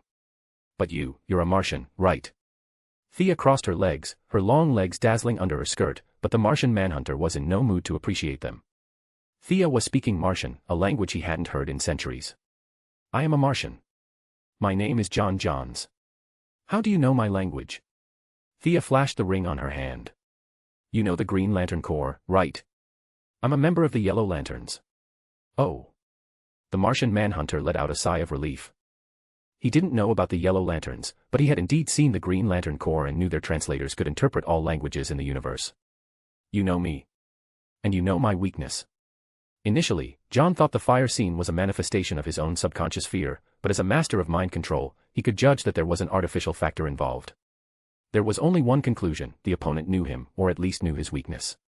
Thea smiled without speaking, so John pressed on. Did my Kryptonian friend tell you? That's right. It was our Kryptonian friend Clark who told me. Thea was just thinking up an excuse when he supplied an answer for her, so she happily confirmed it. Superman and Martian Manhunter were truly great friends in the early days. Their abilities were similar, and both were aliens stranded on Earth after their planets were destroyed, giving them plenty to talk about. But soon, due to differences in philosophy, they drifted apart. The Martian Manhunter, fearing Superman might turn evil, frantically marketed kryptonite to anyone he met. As a good friend, Superman naturally returned the favor, telling everyone that the Martian Manhunter's abilities were just like his, but he was afraid of fire. The result of these two buddies undermining each other was that Batman now had a very thick notebook detailing all their powers and weaknesses. Hearing the name Clark from Thea's mouth, John was now convinced. His good friend must be peddling his weakness everywhere again. He was incredibly annoyed. Anyway, do you have business with me? My intel should be known to ArrowVerse, and several high-ranking officials in the Department of Defense know it too. Why exactly are you here? Thea saw him bowing his head in deep thought and interrupted him. If he had nothing to do, he should leave. She was busy. A.R.G.U.S. You're with them. We are a government-affiliated agency. The Martian Manhunter felt he hadn't clarified the situation beforehand and had made a blunder. No matter how much conflict there was between the government and the military, they were on the same side. In other words, Thea and he were on the same team. Government-affiliated agency. That explained it. Thea nodded. We aren't enemies. You can verify my identity with General Lane, but he and a few others are currently fighting for the position of Secretary of Defense, so you'll need an appointment. The old secretary had stepped down, and the power players in the DoD were now in the final sprint. The winner would just need to inform the president for a nominal nomination, and the deal would be done. Thea couldn't even find anyone at the Department of Defense right now, which showed how frequently they were out pulling strings lately. The Martian Manhunter nodded. He was aware of the situation. Today's mix-up was largely due to not being able to find their usual handlers. He chose his words carefully. Your medical pod utilizes alien technology, correct? Don't you know the risks involved? Thea sneered. What a joke. America's technological level has crushed the world for the past 50 years. Don't tell me you think we researched all that ourselves. Are you saying there was no reverse engineering of alien technology involved? Chapter 336, Psychic Shield. The Martian Manhunter was left speechless. The Earth is in chaos right now. Rather than using alien technology for war, it's better to use it for the people's livelihood. That's all I have to say. If there's nothing else, please see yourself out. Thea explained the matter in a few words, eager to chase the Martian Manhunter away. Perhaps because he had witnessed the tragic death of his family, especially his daughter, this guy had a passive attribute he wasn't even aware of: all cute little girls are his daughters. Overflowing with paternal instincts, he treated every sweet and cute girl, from Gypsy to Stargirl, and now to the sisters Supergirl and Alex Danvers before him, like a daughter. Thea had no intention of falling into his clutches. This guy was powerful and loved to meddle. Staying far away from him was the best choice. Seeing her expression that pushed people 1,000 miles away, the Martian Manhunter took the hint. He casually dispelled the illusion on Alex. Supergirl's sister had no idea what had just happened. Her memory was still stuck on questioning the fake FBI credentials. Since the matter is clear, we will take our leave first. Safe travels to you both. Queen Consolidated always welcomes guidance from government departments. After speaking, the Martian Manhunter grabbed Alex and walked out. Director, didn't you say there were issues with her new product? Alex, who was just 19 this year and barely resembled the capable DEO agent she would become, asked in confusion. The Martian Manhunter had a million things to say, but he didn't know where to start. His mental state still hadn't recovered, so he forced himself to act as if nothing had happened. There might have been an error in the intelligence. Go back and comb through the records again. He urgently needed rest. Sending Alex off to check file records, the Martian Manhunter prepared to reflect on the information he had obtained today. Having sent away the two nuisances, Thea pushed aside all her work and focused on studying the various mind control secret techniques she had stolen from the Martian Manhunter's thoughts. His abilities were mostly innate talents, he was born with them. For Thea to reach his level through learning wasn't impossible, but it would require a massive amount of time. The first thing Thea studied was the psychic shield. The Martian Manhunter used his powerful psychic force to wrap around his consciousness, preventing others from peeking. Thea's psychic force wasn't that tyrannical, and it was impossible for her to maintain such a massive output of mental energy non-stop in her daily life. Referencing the Martian Manhunter's method, she developed an emotional version of the psychic shield. She wrapped her consciousness in a massive amount of fear. To peek at her thoughts, one would first have to pass through this barrier of fear. Even if they managed to pass, the shock would instantly drop the opponent's combat power by 30%. It was such tyrannical psychic power that after studying for a day, Thea had to marvel at the Martian Manhunter's racial talents. It was truly a waste of talent for such a powerful combatant to be responsible for healing, saving people, cleaning up, and providing psychological counseling in the Justice League. Picking up her shoulder bag, she left the company headquarters and arrived in Gotham as night fell. First, Thea held a secret meeting with Lucius Fox, the CEO of Wayne Enterprises. Queen Consolidated's aggressive entry into the medical industry was bound to impact Wayne Enterprises, which held the leading position in healthcare and genetic engineering. Provoking LexCorp on one hand while encroaching on Wayne Enterprises' traditional business territory on the other, this was Thea's strategy. It seemed reckless, but this was actually the situation the upper echelons wanted to see. Any alliance between two of these three massive multinational corporations would not be permitted. The higher-ups were happy to see the up-and-coming Queen Consolidated challenge two established giants simultaneously. To a certain extent, they would even help Thea. As for who was using whom, that was a matter of perspective. Thea's trip was to send a signal: business war is business war, but it doesn't affect personal relationships. The older man had navigated business wars for half his life, he had seen it all and saw through her purpose clearly.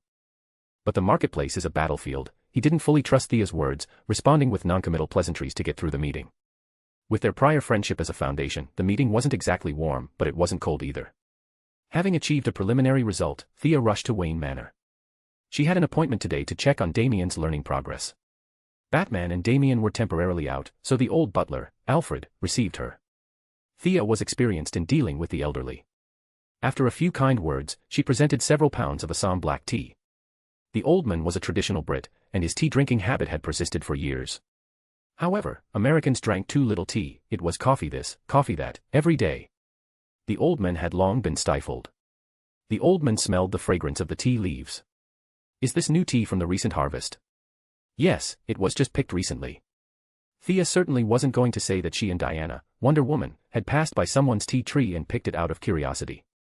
How thoughtful, how thoughtful. The old man had always had a good impression of Thea. She was educated, cultured, and most importantly, polite.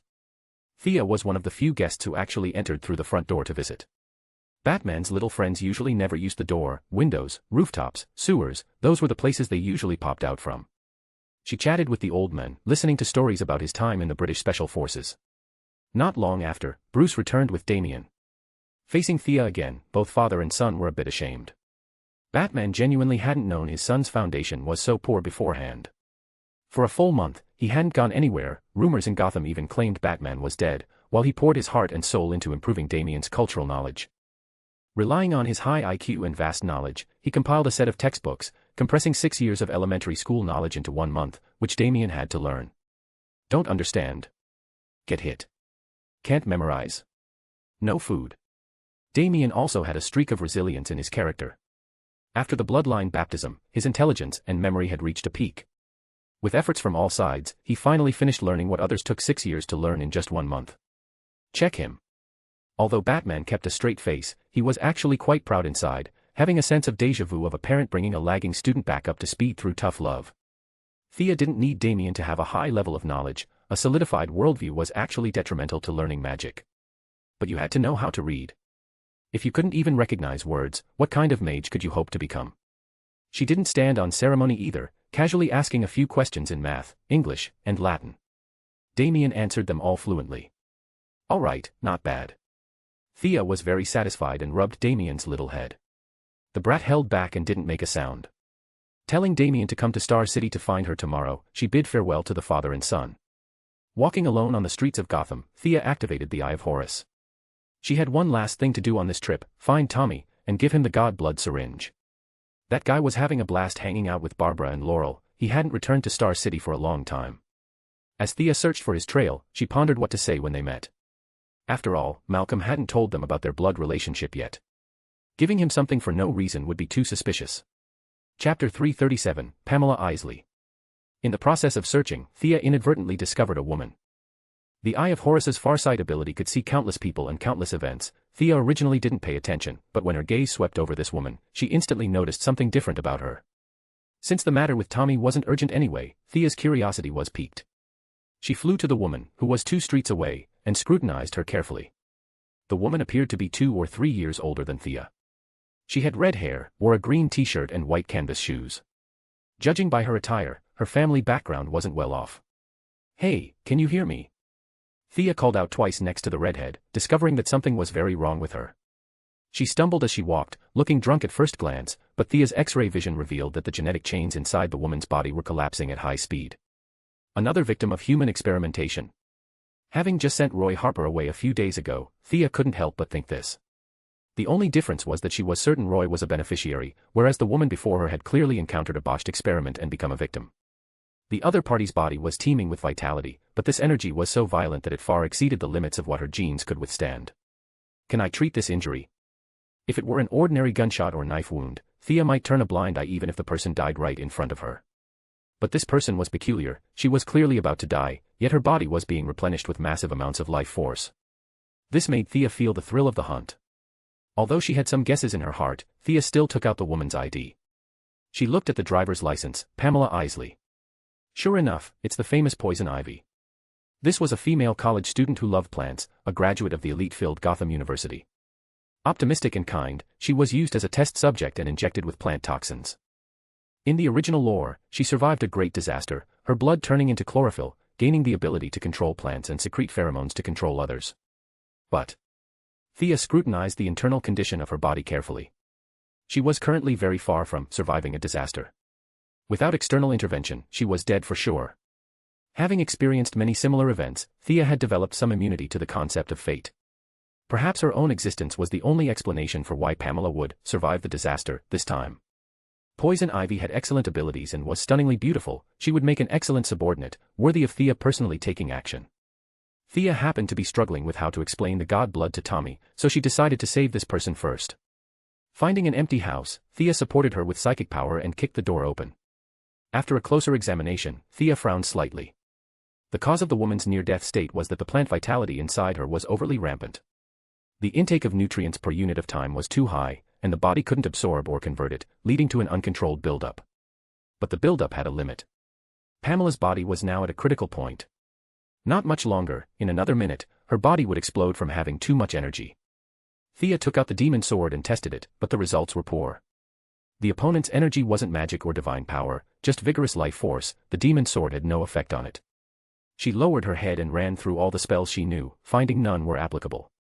Injecting light attribute healing magic would absolutely be adding oil to the fire. Pamela wouldn't have to wait a minute, she'd be blown to smithereens in 3 seconds. What to do? Thea stroked her chin, truly stumped. Should I use dark attribute magic to neutralize the vitality of the plant toxins? That would take too much effort. Perhaps this will work. Thea pulled a small vial from her spatial ring. This was blood extracted from Solomon Grundy's heart by the Court of Owls back then. The blood contained a highly corrosive property. Because it differed too much from Thea's power system, she had kept it but never used it. She cut a slit on Pamela's arm and used psychic power to wrap a drop of the gray blood, guiding it into the vein. Suddenly encountering a foreign enemy, the energy inside Pamela began to counterattack madly, attempting to expel the gray blood from the body. But the gray blood was quite extraordinary. Clashing with the massive amount of green life energy, it didn't lose ground in the slightest. However, there was simply too much green life energy. As the saying goes, a fine tiger is no match for a pack of wolves. The gray blood eventually exhausted its energy and dissipated like gas. It's effective. 1/3 of the accumulated energy in Pamela's body had been consumed. Thea then dripped the remaining 2 drops in one by one. Half an hour passed. Who are you? Her energy had been temporarily depleted. Although her body was still generating new energy endlessly, Pamela had regained her sanity. Seeing a stranger standing before her, despite being scared to death, she was powerless and could only ask intermittently. I'm the one who saved you. You remember your previous experience, right? Without me, you'd be dead. Thea wasn't bragging. Although there weren't many healers in this world, one could always find a few. But at this particular point in time, Thea was arguably the only one who could treat her symptoms. I remember. I want revenge. Pamela said through gritted teeth. Good. Keep that attitude. I don't know if you can understand my words, but I'll only say it once. Your body has been completely remodeled by the toxins. I've artificially suppressed your time of death, but there isn't much time. You need a comprehensive modification of your body to ensure you won't burst apart from the toxin's energy. Thea tried to use concise language to explain her current predicament. My body. Pamela struggled to sit up, looking at her 2 green arms. The cuts Thea had made on her arms were still there, but what flowed out wasn't blood, but a green, oily substance. Chlorophyll. Where is my blood? I've turned into a monster. Pamela covered her mouth, wanting to cry, but not a single tear came out. My tear ducts are gone too. Am I still human? Facing her question, Thea thought seriously. I don't know much about biology, but from a biological perspective, you are now a walking plant. However, judging from a philosophical perspective, if you still identify with the concept of being human, then naturally, you are still human. Thea's first half of the sentence made Pamela's face look incredibly ugly, but the second half cheered her up considerably. Why save me? Pamela asked in a low voice. I've taken a fancy to your abilities. Thea answered frankly. This actually made Pamela feel much better. American society didn't advocate selfless help, and Gotham's motto was that useless people only deserved to lie in the stinking ditch. Although Pamela was kind, she wasn't stupid. Hearing that her abilities were valued by the other party, she secretly breathed a sigh of relief. How will this so-called modification be carried out? Will my form change drastically? Thea took out a replica yellow ring. The process of modification varies from person to person. During the modification, it will read your true thoughts and perform targeted enhancements. If you are desperate to return to human form, perhaps my ring is your only choice. Chapter 338, Poison Ivy. I accept. It's a choice that suits me perfectly. I am willing to dedicate the rest of my life to this, Pamela said. Thea's words had given her hope again. I don't need the rest of your life. My missions won't be frequent. You will gain the power to take revenge, and the rest of the time is yours. You can continue gardening or planting flowers or whatever. Thea was very satisfied with her attitude. This woman was much more straightforward than Deathstroke. With a tap of her finger, the yellow ring flew in front of Pamela, emitting a faint glow. Reaching out, Pamela took the ring and placed it on her middle finger. A halo of pale yellow light instantly enveloped her. Thea casually cast a concealment spell. The teaching session with Damien had ended for the night, meaning Batman would definitely be prowling around. Plus, Barbara's birds of prey were also wandering the city. To prevent them from asking too many questions, it was better to avoid them. The energy of the replica ring was certainly inferior to the genuine article, and the modification would take several times longer. Pamela was bathed in the yellow halo. Although the body modification was slow, it proceeded in an orderly fashion. Thea felt assured enough to go to the roof and absorb moonlight. This modification lasted for more than 4 hours. It wasn't until the early hours of the morning that Pamela's transformation was finally completed. Thea checked her abilities through her own ring. Most of the emotional power had been used by Pamela to restore her human form. Her originally green skin had become normal again. Well, it looked normal. The transformation of her life form was irreversible. The ring's energy only restored her skin color. Aside from her lips and eyes, which still carried a hint of green, the rest of her body looked like it had returned to a normal complexion. The only ability Pamela gained from the yellow ring was the power to summon plants from anywhere on Earth. These plants had to be species she understood or had even cultivated herself. Theoretically, if she found some high-power alien plants and transplanted them to Earth to cultivate for a while, she could summon them too. This summoning ability seemed inconspicuous, but it effectively patched the shortcomings of the original poison ivy. Her old weakness, having her combat effectiveness depend on the environment, was greatly reduced. Thea left her a message, telling her she could take revenge as she pleased, but not to slaughter the innocent. After that, Thea left Earth, flying toward the planet where she had dropped off Grodd. Deathstroke had already found the location of the shark god. To be safe, Thea felt she still needed to bring along Grodd, a powerful combatant. When the time came, Deadman, Grodd, Deathstroke, Poison Ivy, plus Thea, a five-man team pushing a Hawaiian native god who had been taken down by just a dozen agents in the original story, it shouldn't be a problem, right? Finding Grodd again, Thea saw that this guy had grown even larger, going from 2 meters to 3 meters tall. The violent aura from before had completely disappeared. He was lying comfortably on a large rock, with several indigenous aliens, who had evolved from insects, fanning him with large leaves. Thea casually took a banana from her spatial ring and threw it without looking. Splat. It smashed right into Grodd's face. Grodd hates bananas. The gorilla had clearly developed a conditioned reflex from her habit of throwing things at him. Seeing the banana, he knew she had arrived. His deep, muffled voice resonated in Thea's mind. How is it? Having fun here? With the gift from the Martian Manhunter, Thea's telepathic abilities had transitioned from a rough style to a refined one. The basic function of mental transmission was no longer as strenuous as before. These guys have too low an IQ. Grodd looked at the primitives fanning him with disdain. Thea looked around. The natives indeed couldn't figure out how to serve this god of slaughter who had fallen from the sky. Fortunately, Grodd's hostility had worn off quickly, and he had slowly accepted their submission. These guys racked their brains to please Grodd, but unfortunately their intelligence was too low. It was always the same few tricks, and Grodd was bored out of his mind. Let's go.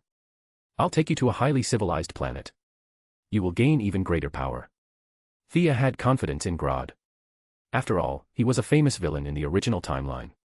No matter how high Sinestro's standards were, Grodd would be able to move him.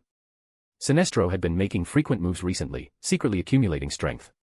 He had already left OA and returned to his home planet, Corrigar. First, Thea released the elk from her spatial ring to meet Grodd. The two sentient animals actually hit it off.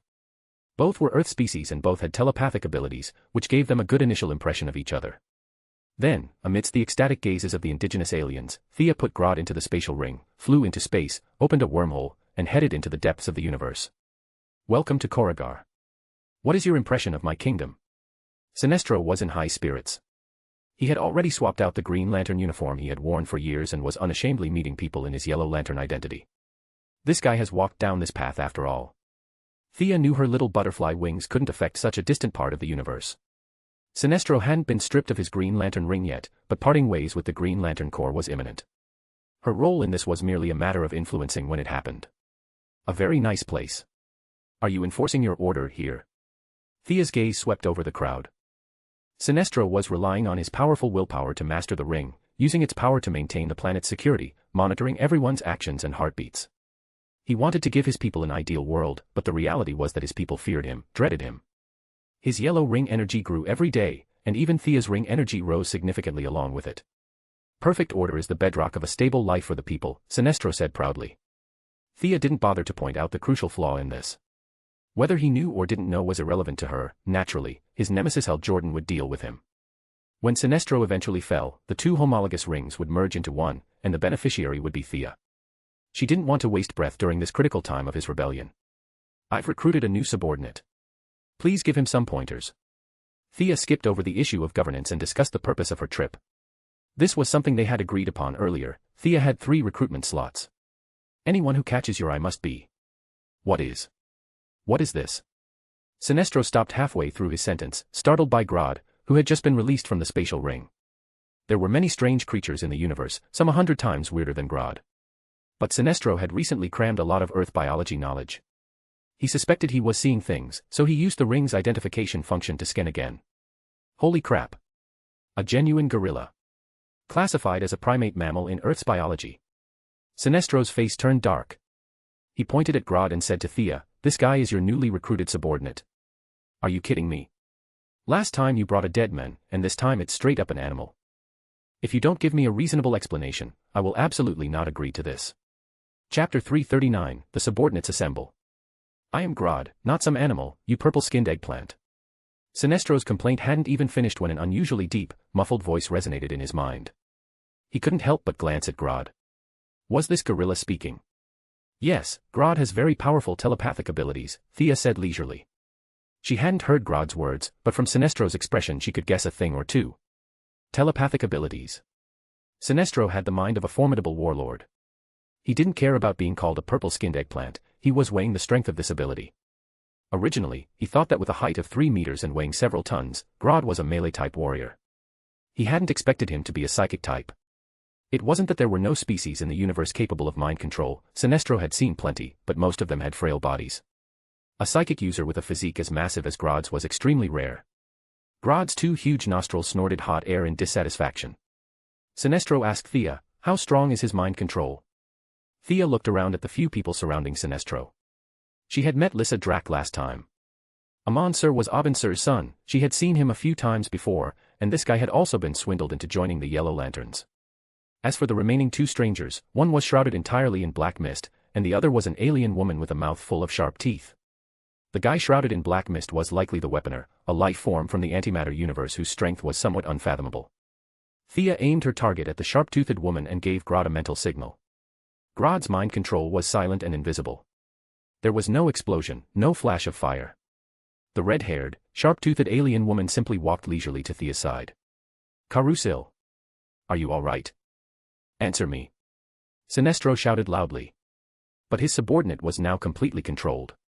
She slowly opened her mouth. I am Grodd. Are you kidding me? Controlled so easily. Sinestro was in disbelief, but the facts were right in front of him. He realized this gorilla was nothing like the ones in the Lantern Ring database. In fact, Grodd's mind control could succeed even against Sinestro. Thea just didn't want to blow his confidence. Ring bearers needed a very stable state of mind. A Sinestro without a perfect mindset probably wouldn't be able to raise the banner of rebellion.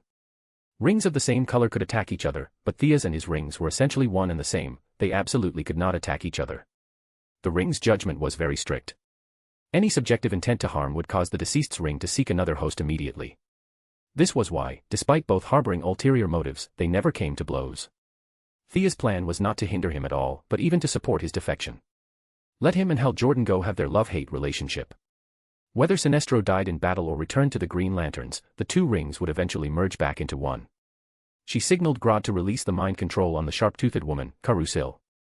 The sharp-toothed woman's eyes went from confusion to terror in just 1 second. What did you do to me?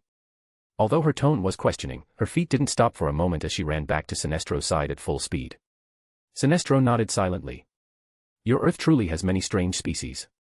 Grodd can join the Sinestro Corps. He will fight for me too, correct? Of course. But he has to return to Earth with me to handle some business first. After that, let him stay here with you. Thea smiled very happily. Grodd's mind control ability was a hybrid of her initial suggestion spells and his skyrocketing psychic power. As long as his ability remained, his loyalty was guaranteed.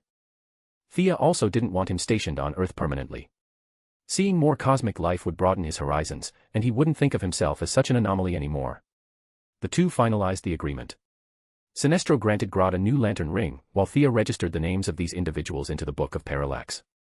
Upon putting on the ring, perhaps due to some personal consideration, Grodd's combat uniform wasn't in the form of a tight bodysuit. Instead, it featured shoulder guards and arm guards, looking like a suit of armor. This armored gorilla looked a bit like Vegeta's great ape transformation, Thea thought speechlessly. However, Grodd's constructability disappointed her a little. His imagination was too limited. The few things he constructed were surgical knives, electric drills, and the like, mixed in with 2 bananas. I'll develop his imagination later. Thea considered this trip complete. Grodd had transitioned from an Earth creature to a cosmic being. As long as he wanted to enhance his constructs, he would have to see more and think more. As his knowledge and vision broadened, this process would also dilute his hatred for humanity. Bidding farewell to Sinestro and the others, Thea took Grodd back to Earth. Deathstroke had already sent back news about the Shark God. Since this wasn't exactly a justice-oriented operation, Thea didn't call Diana. Instead, she recalled Deadman, who was playing on an alien planet, preparing to take her subordinates to confront the god head-on. How was it? Did you get your revenge? Thea first went to Poison Ivy's residence. At this moment, Poison Ivy was hugging her knees alone, sitting in front of the window in a daze. Pamela didn't answer Thea's question. Her voice was a bit hoarse. The school cancelled my enrollment. They actually thought I was dead, hee. She was clearly laughing, but there was no joy in her words. Thea didn't know how to comfort her. Pamela habitually wiped her face twice, but there was still no trace of tears. What do you need me to do? I want to help broaden your worldview. Let you see how small your previous world was. Change your clothes and come with me. Pamela was half doubting, half believing, but the suggestion spell made her trust Thea's words. She changed her clothes and followed closely behind. Thea sensed Deathstroke's location and opened a blue portal in a deserted area. The two walked in. Having watched Enchantress use teleportation so many times, Thea had summarized her own spatial knowledge. The portal couldn't be too large. If it were too big, it would waste magic power unnecessarily. If it were too small, anyone passing through would be very uncomfortable. Thea couldn't open portals casually with a wave of her hand yet, but with precasting, she could open a safe and comfortable portal. This little girl is the helper you found to slaughter a god? Deathstroke, wearing his standard combat suit and carrying twin swords on his back, asked. Thea always wore a mask, so he could only determine that Thea was female and knew nothing else. But Pamela hadn't disguised her appearance at all. Dressed simply like a contemporary college student and still dizzy from the teleport, she looked a bit dopey in Deathstroke's eyes. Everyone has a time when they are green. You weren't much better than her when you debuted, right? Her potential is huge. Thea explained casually. Poison Ivy's future achievements were extraordinary. Thea planned to hand over the task of training her to Slade. Didn't this guy like to act like a senior, calling everyone kid all day long? Let him train Poison Ivy slowly. Chapter 340, Discovered. Deathstroke didn't think someone who still looked like a college student like Pamela could offer much help. In his eyes, Pamela wasn't even as useful as Oliver back on Lian. At least Oliver was an adult male. I've been on this lousy island for a day. You said there were 2 more helpers, where are they? Deathstroke didn't want to dwell on Pamela, he just wanted to see what exactly this god Thea had mentioned was like. Thea looked to the left, above Deathstroke's head. Boston Brand, wearing a bright red bodysuit, was making funny faces. She felt a bit speechless. He's already here. Boston, put on the lantern ring. Let them get acquainted, Thea said leisurely. Deadman's construct was a perfectly intact body that could be seen and could speak. Without the lantern ring, even if Thea cast a true sight spell on them, they would only be able to see him but not communicate. Seeing a person suddenly appear above his head, Deathstroke reflexively drew his swords. Who goes there? Thea didn't answer immediately.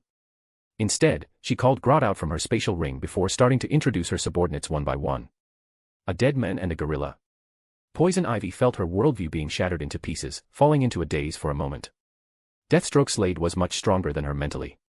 With suspicion in his eyes, he pointed at Deadman and asked, You say this guy is already dead? Is he in a spirit state right now? Thea corrected him. He's in a spirit body state. He is a unique life form in the world existing between life and death. Everything else you said is correct. Slade then pointed at Grodd and asked, This is a gorilla with superpowers? Before Thea could answer, Grodd extended a hand, while his telepathic voice resonated in Slade's mind. Grodd likes the smell of blood on you. Slade dazedly shook hands with the gorilla, considering himself introduced to this bizarre teammate. At this moment, Poison Ivy and Deadman also struck up a conversation. Are you really Boston Brand? My classmates and I watched your trapeze performance. Boston Brand was an expert at dealing with girls like this. Plus, being back on Earth and meeting a fellow Gothamite like Pamela, he started chatting her up with his slick tongue. Thea had been observing the group. Overall, Slade and Grodd got along relatively well, while Deadman and Poison Ivy could also chat. This was due to both their shared backgrounds and their personalities. Thea wasn't afraid of them uniting to betray her, she wanted to maintain cohesion among them without them being too united. Alright, you're acquainted now. Deathstroke, brief them on the mission intel. Thea spoke up at the right time to interrupt their conversation. Slade hurriedly pulled his hand back from the gorilla's grip. Shaking hands and chatting with the gorilla, he wouldn't have imagined such a peculiar experience 10 minutes ago. Although this gorilla spoke elegantly, had extraordinary insight, and agreed with many of his views, Slade still felt torn between laughing and crying. A gorilla praised him and agreed with him. What expression was he supposed to make? He cleared his throat. Everyone, our current location is about 80 nautical miles from the main island of Hawaii. This island isn't even marked on military maps. I suspect there is some kind of strong magnetic field nearby. This island isn't uninhabited. On the contrary, there are several villages of primitive people here. They don't know about the changes in the outside world, nor do they know the smallness of the space they inhabit. They believe this island is the entire world. Our target is the deity they worship, the shark god from local Hawaiian legends. That's all I know. Well done. To be able to gather this much information in such a short time was no simple feat. Thea naturally didn't skimp on praise. Although this deity holds the title of God, according to my calculations, he should be of the weakest tier. Divine power is directly proportional to faith. You might all know the Greek pantheon or the Norse pantheon, but has anyone heard of the Hawaiian pantheon? Thea dispelled their doubts beforehand, fearing they might have reservations. Deathstroke feared nothing in heaven or on earth, give him money, and he dared to do anything. Grodd didn't take human deities seriously either. Dead man was even less of a concern, he was already dead, who could do anything to him? Only poison ivy was somewhat fearful, but seeing how indifferent the others were, her courage was quietly bolstered. Where is the target specifically? Thea asked Deathstroke. There was a language barrier. I couldn't get anything out of them. Deathstroke was a bit embarrassed. Thea made no comment. The lantern ring could translate languages, but the language of these few dozen or 100 natives was likely too primitive and not recorded in the ring's database. Without understanding the language, Slade's interrogation skills were useless no matter how good they were. Opening the Eye of Horus, she quickly located a native wearing leaves around his waist. Using the Martian manhunter's long-range mind-reading technique, she skipped the language barrier and read his thoughts directly. 2 minutes later, Thea cut the connection and pointed to the west side of the island. This way. The group followed a winding path deep into the island. It was evident the path had undergone simple repairs, but the natives' tools were too crude, and people rarely walked here, so it still appeared very desolate. Are there really gods in this world? Poison Ivy whispered to the floating dead man. There should be. After all, someone like me who is neither alive nor dead exists, so having a few gods seems reasonable, I guess, Dead Man whispered back.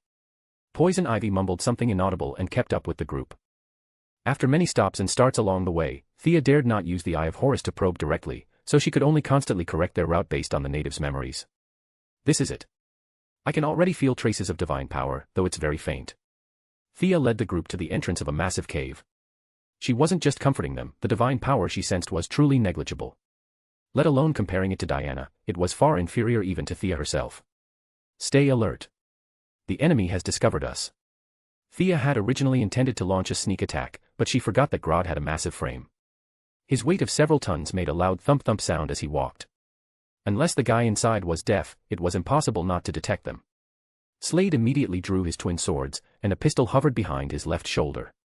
Poison Ivy was a bit nervous. Reflexively, she summoned a large number of plants. Under her control, the green plants grew extremely fast, covering the entire cave in just a few seconds. Who dares disturb the great shark god Kamo? Have you thought about how you want to die? Kneel now and beg for my forgiveness, and I can grant you a painless death. Kneel. Accept this immense mercy. Deep in the cave, a figure sat on a tall stone throne. Static electricity constantly crackled around his body.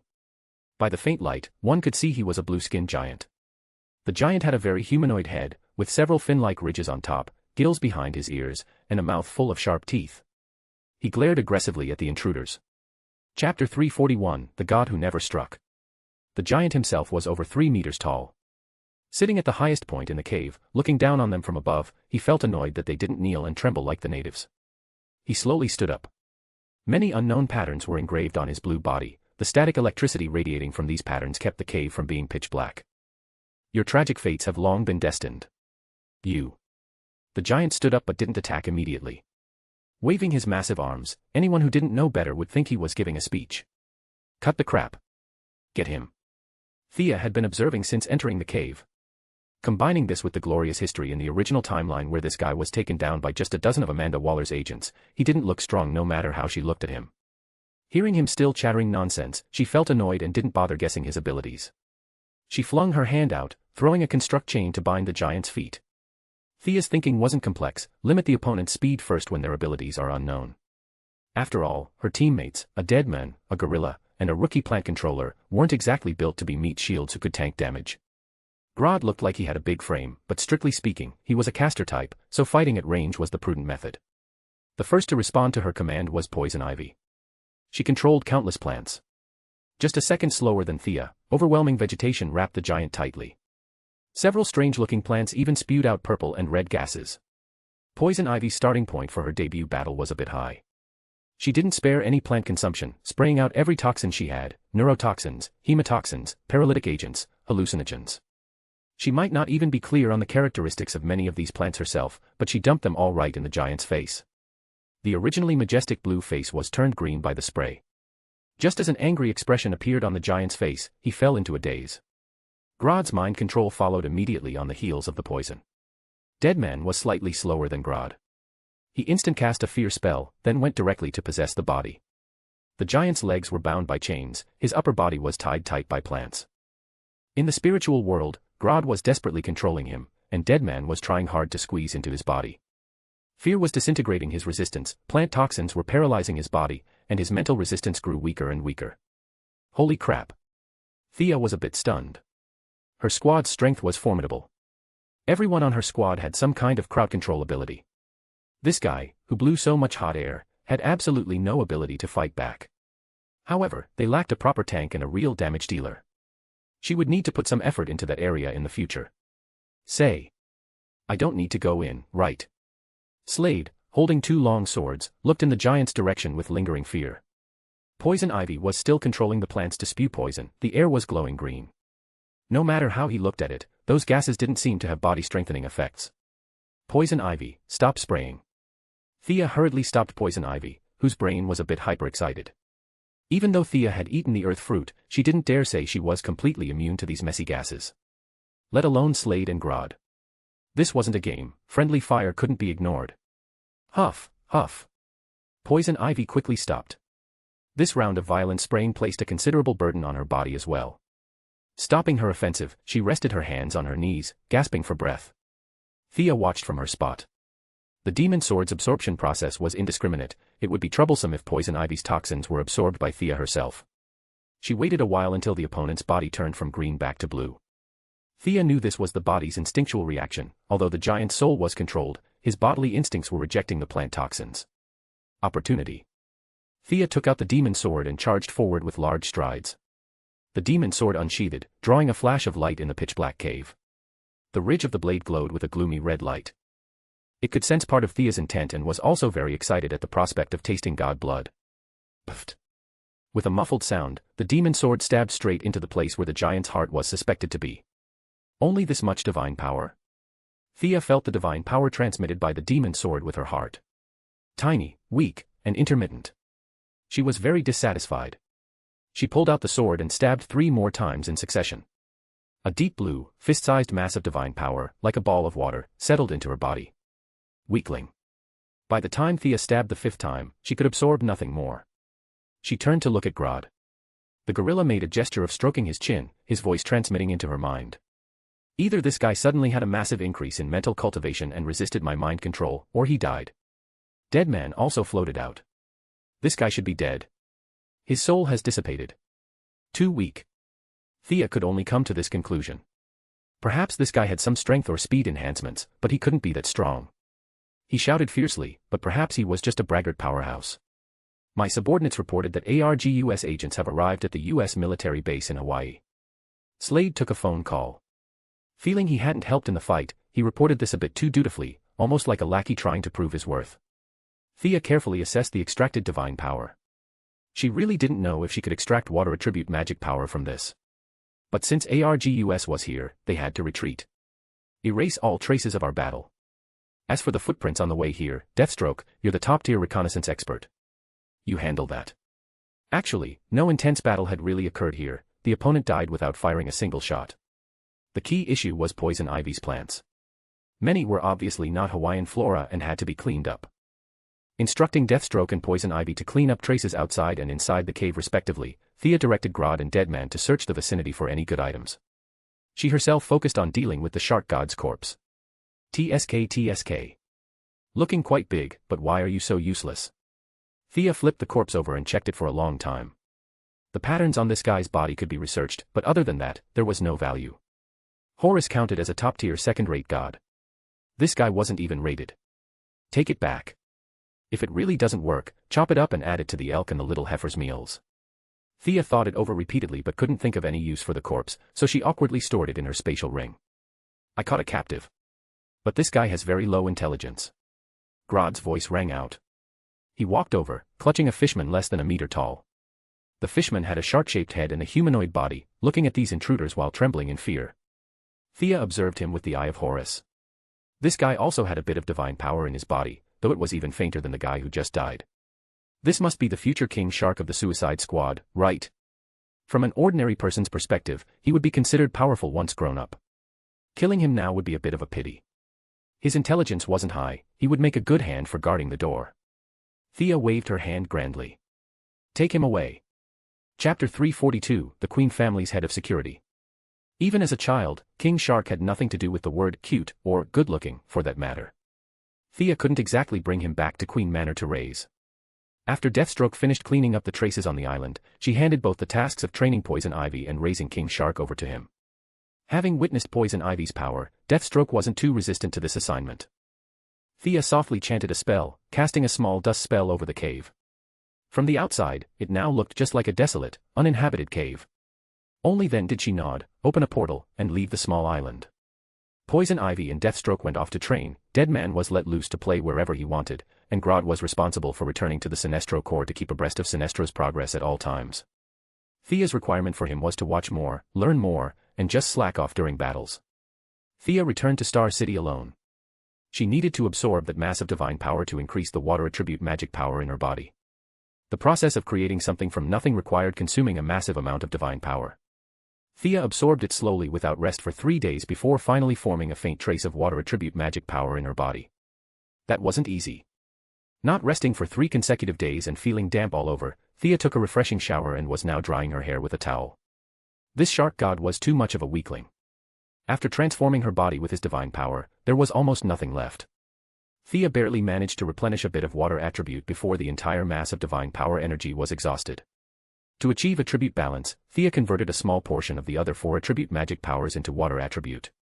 The water attribute didn't have high attack power, nor was its healing effect great, but it possessed excellent compatibility. The hybrid magic Thea had been researching since the very early days could finally be cast. The lightning breath from her Diablo construct could be considered her strongest attack right now. But constructing, controlling, mixing energies, all the way to breathing it out, this process took too long. Few brainless villains would just wait there, watching the whole process without attacking in advance. Moreover, that demon image really had nothing to do with justice. Thea had been pondering if there was a substitute method. Referencing Zeus's lightning bolt and combining it with the constructed lightning breath, Thea finally found her future development direction, lightning magic mixed with fire, wind, and water attributes. High attack power, fast speed, and it looked very righteous. Thea's magic level had already exceeded the limitations of the Constantine family's magic books, she was walking her own path. Thea, let me introduce you. This is John Diggle. He's extremely skilled and fully capable of handling your bodyguard work. He served in Afghanistan the same year I did, and he's also my. Lila Michaels, wearing a black suit, introduced the large black man beside her to Thea. Also your husband, right? Thea felt a bit speechless at this mature woman who didn't shy away from nepotism. As her affairs grew more numerous, especially with the entry into the medical industry causing countless people to lose their jobs, 2 small-scale kidnapping and assassination attempts had already occurred this month. Although these people's movements were as slow as snails in her eyes, and bullets couldn't even break her defense, it was annoying. Having to act every time, using various coincidences to take out opponents, was truly troublesome.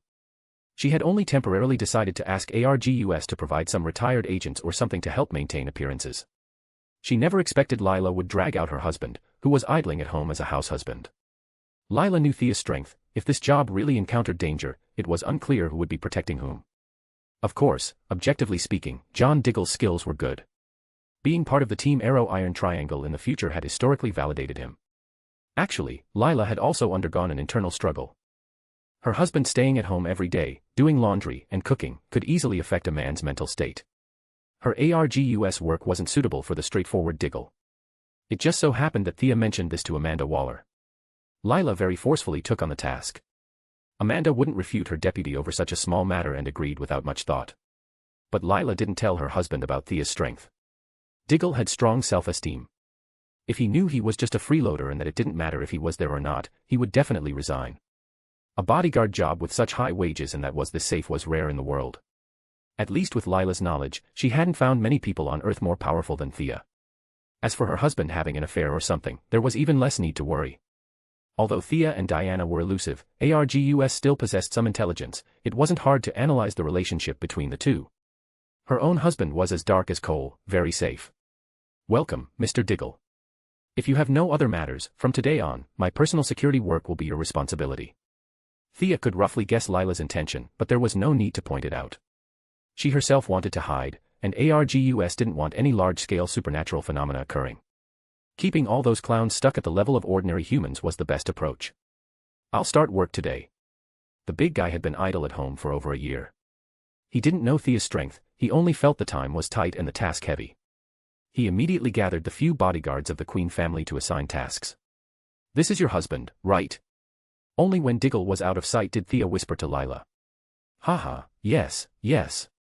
Lila laughed dryly a few times. Coming so blatantly to get a free paycheck made her a bit embarrassed too. Thea didn't mind. She just felt her butterfly wings were fanning harder and harder. John Diggle had actually come to the Queen family as a bodyguard ahead of time. What a marvelous fate. In the following days, Diggle performed his duties seriously. He recruited a few more bodyguards and arranged a meticulous protection plan. And wouldn't you know it, he actually caught an attacker. Having realized his personal value, the big guy became even more high-spirited. Unlike protecting Oliver in the original timeline, Thea was a woman after all. He couldn't protect her closely 24 hours a day. But Thea didn't run all over the city like Oliver either. Overall, it could be said that both host and guest were happy. Thea's secret base. This is artificial intelligence. The one issuing such an exclamation was naturally Miss Felicity Smoke, who had returned from her business trip to the Red Room in Detroit. Initially, she thought Thea was joking.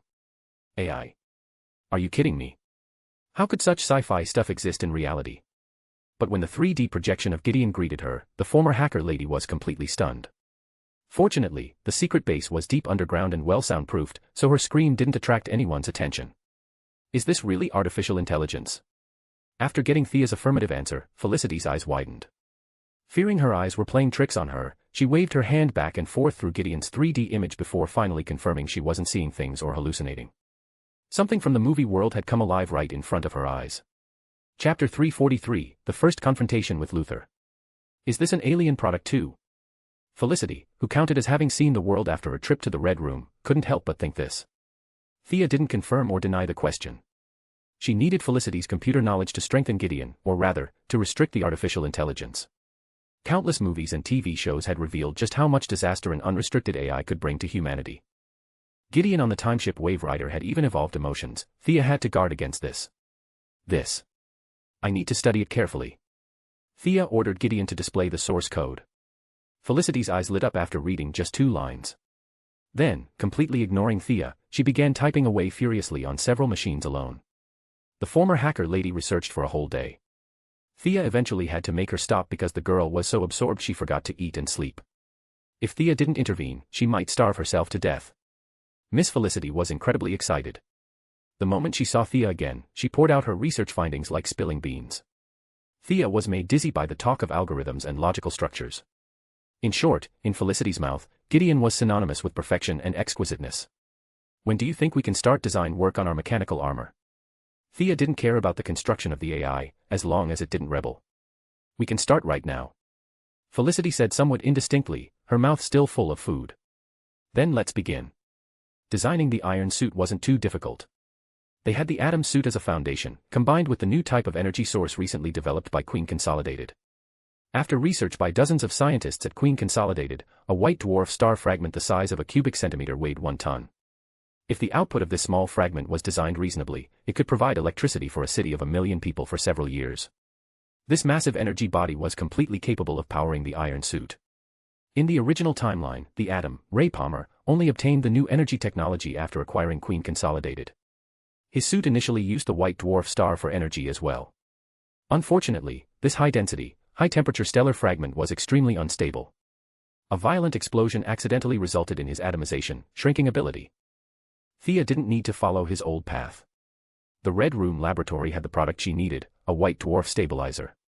The size of a small box, once installed inside the armor, it could smoothly output the energy from the white dwarf star. If the enemy was tricky, one could even release the stabilizer's restrictions, allowing the suit to run at 200% or even 300% power for a minute. It could be said that aliens were more than one era ahead of Earth in energy usage. Thea set up a mechanical processing workshop of the highest current standard in her secret base. The AI drew the blueprints, and robotic arms completed the machining work. Everything proceeded in an orderly manner. Her life gradually got on the right track. Group affairs were handed over to the presidents. On Mondays, Wednesdays, and Fridays, she researched feudal superstitious magic. On Tuesdays, Thursdays, and Saturdays, she delved into modern science to manufacture mechanical armor. In the evenings, she used her spare time to teach Damien. On weekends, she played around the world with Diana. Her days were happy and fulfilling. While she was happy, naturally, some people were unhappy. With the market launch of the medical pods, a large number of medical workers were impacted. Originally, they could leisurely pass a day with just 2 surgeries. Now, with the medical pods on the market, a surgery took 10 minutes, and the patient could go home in 2 hours. The efficiency had increased more than tenfold compared to their past days. The Medical Practitioners Union, the Trauma Healing Union, the Nurses Union, the Attending Physicians Union, and a whole bunch of unions Thea had never even heard of responded in force. A group of people marched, demonstrated, and launched petitions. In the end, seeing that Queen Consolidated didn't take them seriously at all, they angrily sued in federal court.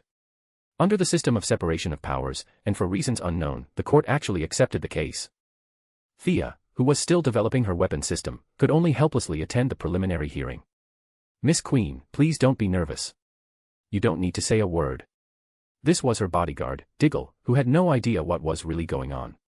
"Thea, these are small problems. Please don't get agitated." This was Lila Michaels from ArrowVerse, who thought she understood Thea's strength. "Calm down. You must stay calm." The one saying this was the Martian Manhunter, disguised as the director of the DEO.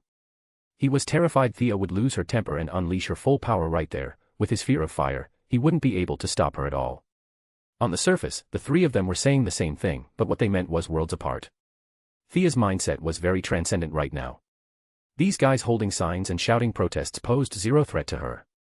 One wide-range fear spell, and 80% of this mob would wet their pants. She glanced sideways at the Martian Manhunter. This guy was focusing all his attention on guarding against her. "Hey, who organized the guys behind this?" Thea's question resonated in his mind. "I don't know. Neither the DEO nor ArrowVerse received any news. But barring any accidents, it's Lex Luthor." The Martian Manhunter didn't hide it from her and shared his guess. Thea pursed her lips but didn't speak. Luthor's desire for control was too strong. He would absolutely not tolerate a dissenting voice appearing in his sphere of influence. Waiting until today to start making trouble was already considered late for him. However, this move was just a probe, testing where the government and military's bottom line for supporting Thea lay. Only after knowing the baseline could he continue his subsequent activities. "I have to create some trouble for him too. Should I send Deathstroke or Poison Ivy?" Thea thought about it and decided Poison Ivy was better. Luthor was full of black technology too. Deathstroke's profile was quite high. It would be troublesome if he were discovered. Sure enough, Thea didn't say a word during the subsequent preliminary hearing and press conference, right up until she left the venue. That very night, supernatural events occurred at the LexCorp Tower. From time to time, employees working overtime would suddenly go berserk and beat up their supervisors. At first, it was thought to be an isolated case, but when 3 incidents happened within 3 days, even a fool knew there was a problem. "Did you do this?" The Martian Manhunter blocked Thea early in the morning, shoving a newspaper into her hand. Thea opened the newspaper to look. Hey! It turned out to be the Daily Planet, which was, of course, naturally at odds with Luthor. The entire front page was news about LexCorp frantically exploiting laborers. The writer wasn't Lois Lane, but the writing style was even more scathing. Under his pen, LexCorp was practically a sweatshop. Regarding the Martian Manhunter's accusation, she flatly denied it. "Don't talk nonsense. You're a master of mind control. This is obviously not a mind control method." As she spoke, Thea even made a disgusted expression. Poison Ivy's methods were traceless. Who would think that some plants could be so powerful? The Martian Manhunter had naturally gone to the scene to observe. He indeed found no traces of mind control, but this puzzled him even more. Who on earth did this? Maintain restraint. Don't let the situation escalate. Leaving behind 2 sentences, he hurried back to continue looking for clues.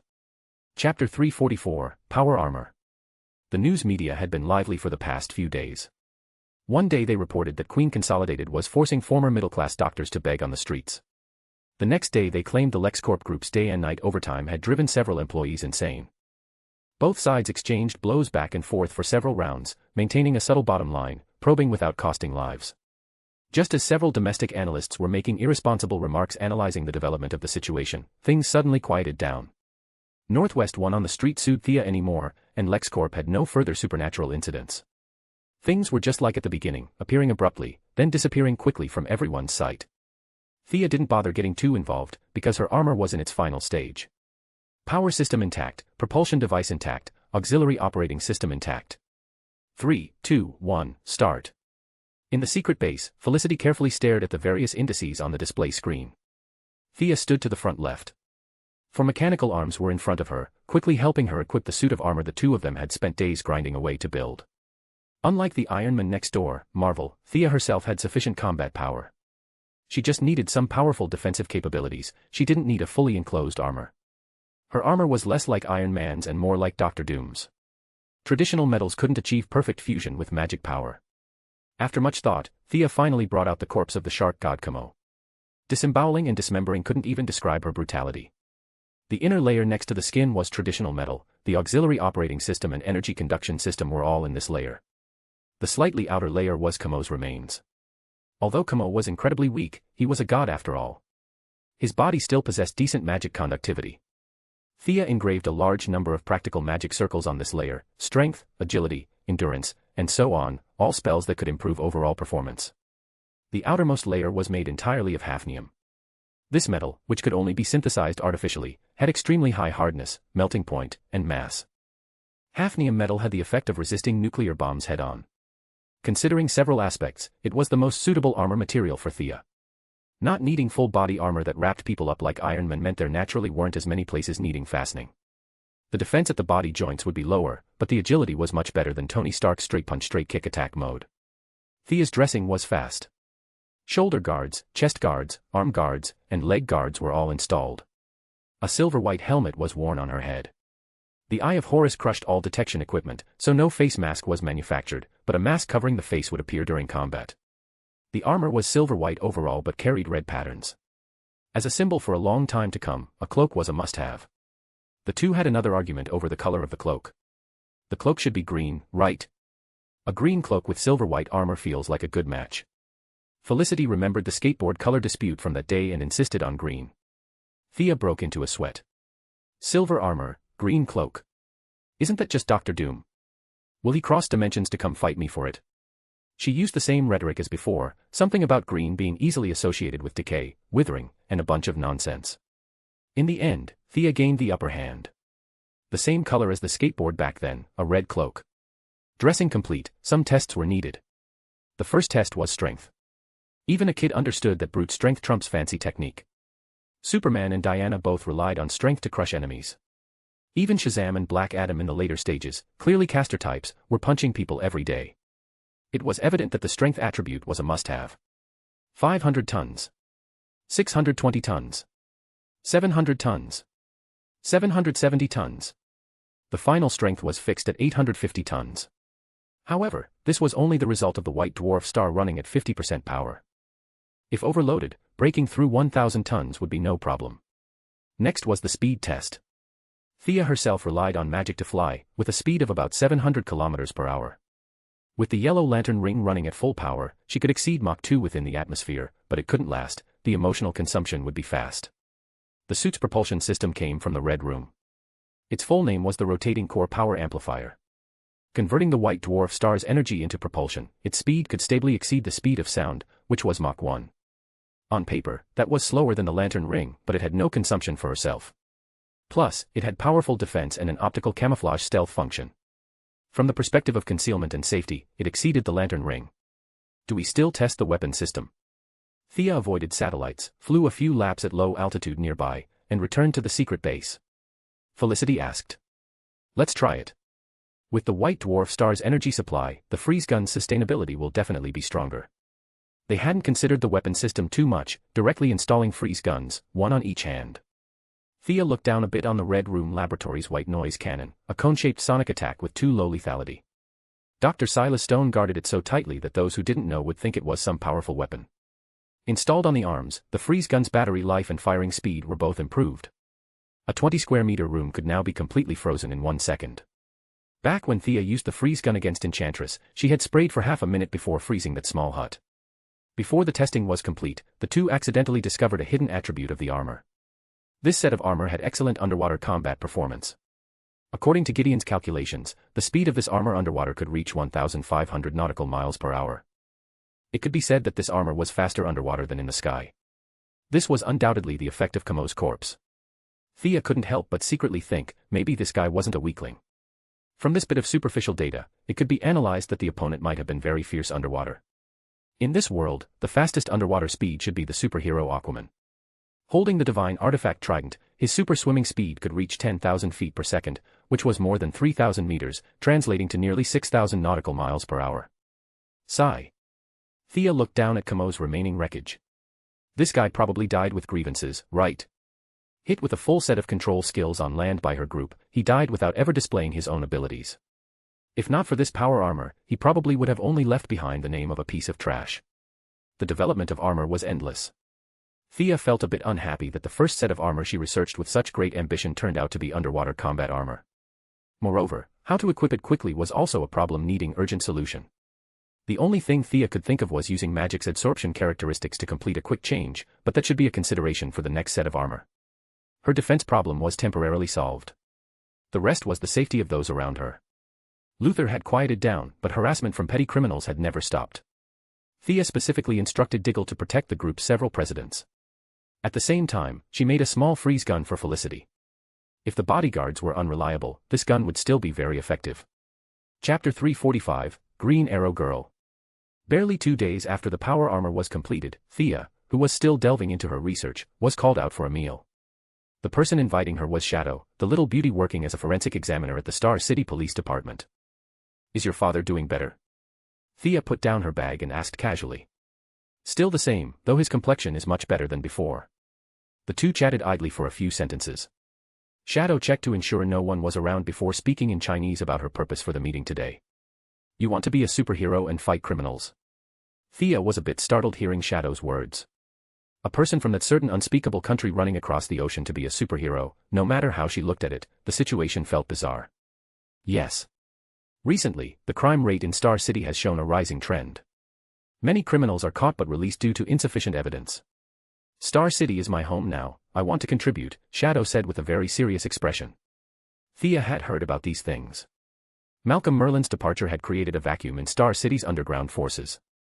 Many criminals he had previously suppressed with an iron fist were starting to pop up. Coupled with the increase in immigrants over the past 2 years, the conflict between locals and outsiders was causing more and more violent elements in the city. The few small troubles Queen Consolidated encountered recently were inseparable from these people's eagerness to make a name for themselves. But Thea was running herself ragged every day, she really didn't have the energy to fight street crime. Perhaps she's a good candidate. Thea looked Shadow up and down continuously, staring until the little beauty felt creeped out. "What is it? Why are you looking at me like that? Let's go. To my secret base.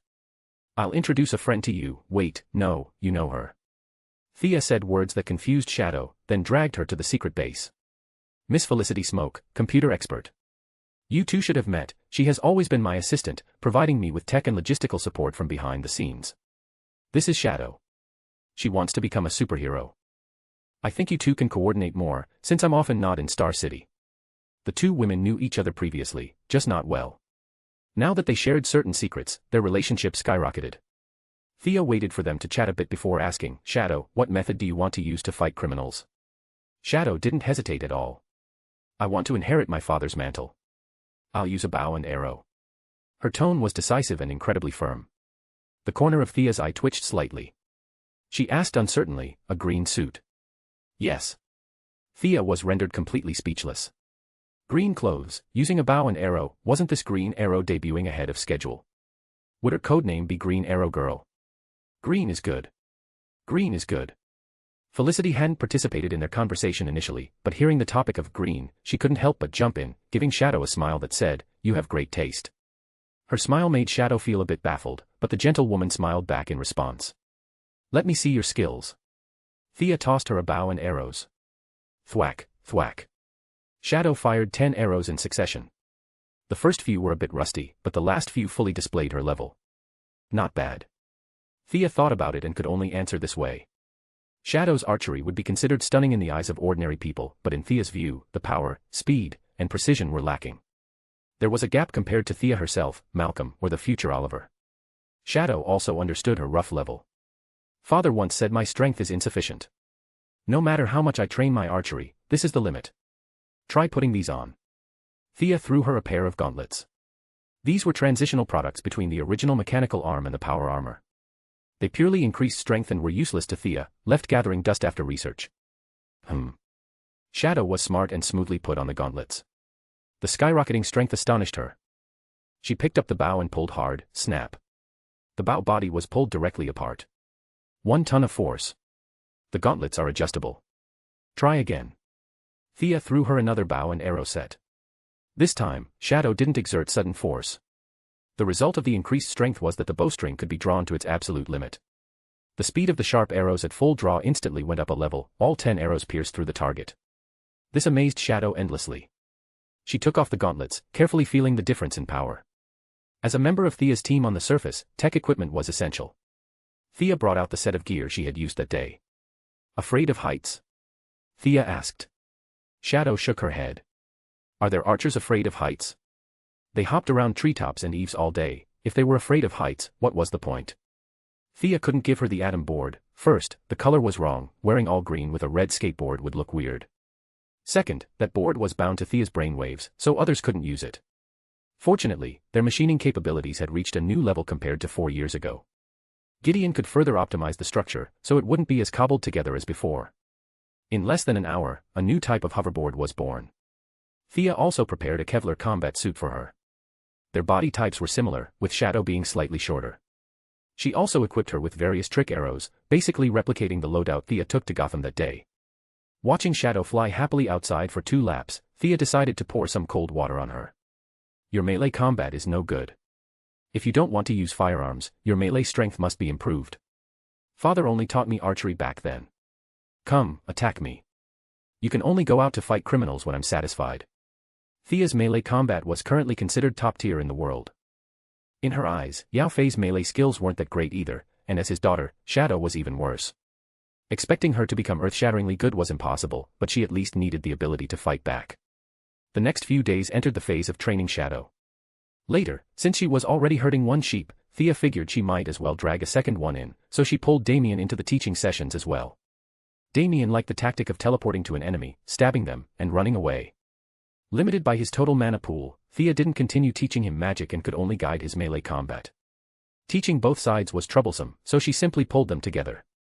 She couldn't mention the Batman surname when introducing names, so Thea referred to Damien as other people's kid, which made the brat extremely dissatisfied. Regarding why such a small child had to learn martial arts, Shadow could only interpret it as the American Empire being too dangerous. A 6-year-old child had to learn martial arts for self-defense, or else they couldn't survive. Gentle Shadow had quite a lethal effect on the brat. They got along relatively well. Plus, Shadow's basic melee skills were also passed down from the League of Assassins lineage. Sparring with each other benefited them both. Occasionally, when Thea felt lazy, she would just explain the theory and let them practice against each other. Both of their strengths improved rapidly.